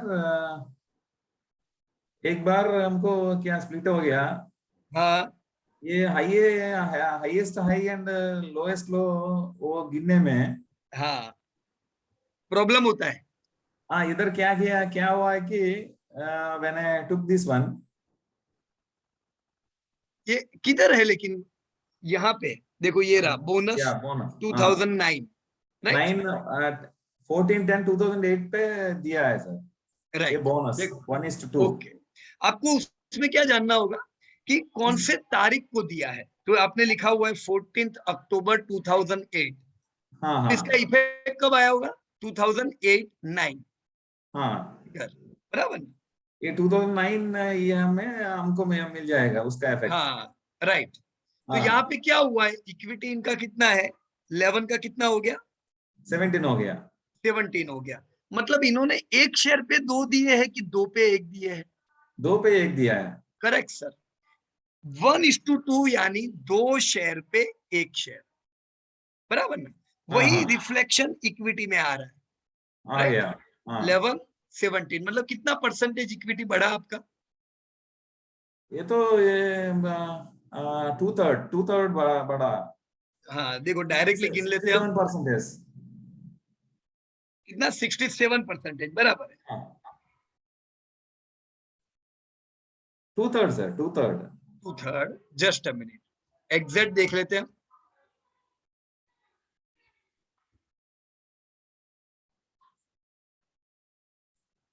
कितना? 50%. 50% राइज हुआ है. हाँ यहाँ से. हाँ ठीक है. राइट. ओके. तो 50% इक्विटी बढ़ा, मतलब 11 का 50% ऑलमोस्ट 5 रुपीज 5-6 रुपीज होता है, वो ऐड हो गया। Alright? तो अभी अगर ये इक्विटी बड़ा है इसका, तो उसकी इफेक्ट किधर आएगी? प्राइस पे भी आएगी। ओके, आपने इधर प्राइस 2009 का किधर लिखा हुआ है? नीचे नीचे नीचे नीचे इधर लिखा है सर 89 इधर। अब ये है अक्टूबर, है ना? तो ये अक्टूबर 8, अक्टूबर में 105 का प्राइस था, राइट? ये सीधा 40 हो गया। मतलब क्या हुआ ये? क्या सही में भाव आधा हुआ है? नहीं नहीं, एक पे 2 शेयर मिले हैं, बराबर? तो जब आपके पास एक शेयर थे, सॉरी 2 शेयर थे, तब आपका प्राइस 105 रुपीज था। अभी आपके शेयर कितने हो गए होंगे? 3 हो गए। 3 हो गए ना? राइट? तो ये जितना इंक्रीज हुआ है, उसकी इफेक्ट आपके भाव पे तुरंत इधर आएगी, राइट? ये कितनी आएगी? ये तो 40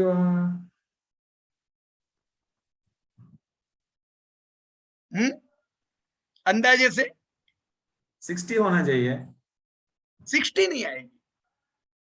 देखो, अगर 50% शेयर हो जाता है, आधा होता है, तो शेयर डबल होता है तो आधा होता है, पर ये शेयर डबल नहीं हुआ है। डबल नहीं हुआ, ठीक है ठीक है। हाँ, अगर 4 होता ना तो शेयर आधा हो गया होता, पर ये 3 है, राइट? तो यहाँ पे आपको कितनी इफेक्ट आएगी? 33% की इफेक्ट आएगी, राइट? ठीक है। तो ये जो प्राइस है, आपको हाई गिनना है 2008-9 का, तो कैसे गिनेंगे आप? अप्रैल 2008 टू मार्च 2009। मैं इसको बोल्ड कर देता हूँ। हाईएस्ट हाई कितना है? Post bonus, sorry pre bonus 215, right? तो 215 मेरा हाई है, राइट? अब मैं इसको कितना डाउन कर दूंगा? 33% डाउन करना है। 33%। कैसे करेंगे 33% down? 215 into 30, what is it? 67%.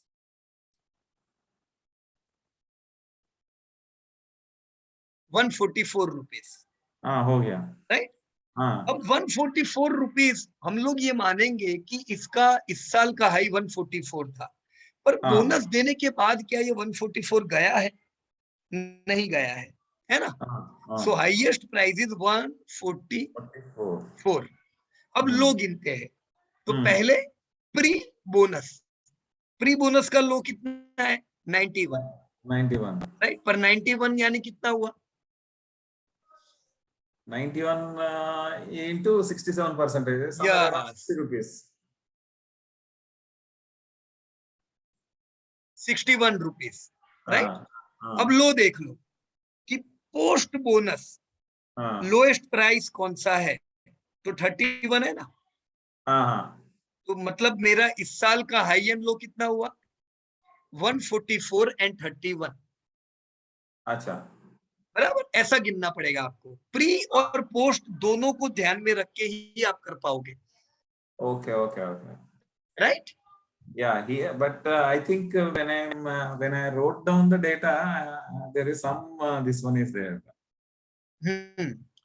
पर जब भी whenever bonus or split issue is there, just do in this way: pre-split, post-split, pre-bonus, post-bonus, right? And I will update a video especially on this X bonus and X split prices, so you can calculate it easily, right? Yeah, I have gone through the. Acha, okay sir. Okay, so ये भी हम लोग next week check कर लेंगे आपका data.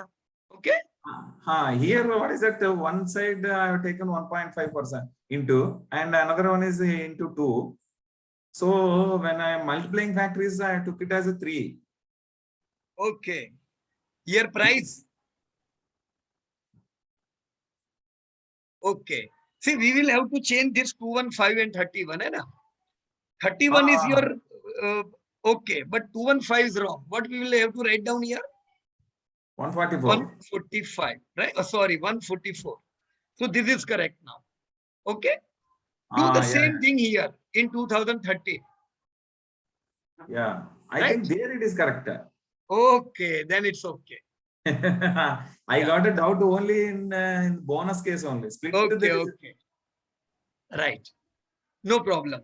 Now, next week, what we will do, we will try to estimate as per this data. Right? ठीक है, And हाँ, we are going to check all the companies again also. Okay, so Yeah, next 2-3 weeks, we are going to play with this all data, and many of your queries, if they are even still there, will be cleared when we are going to do more deep dive in this data. Okay, sir? Okay, sir. Okay. Yeah. So thank you very much to everyone. And your whole new episode would be updating tomorrow evening, and we will start working from next day itself. Right? Thank you very much, and best of luck to everybody. Jai Hind, friends. Okay. Good night, sir. Good night.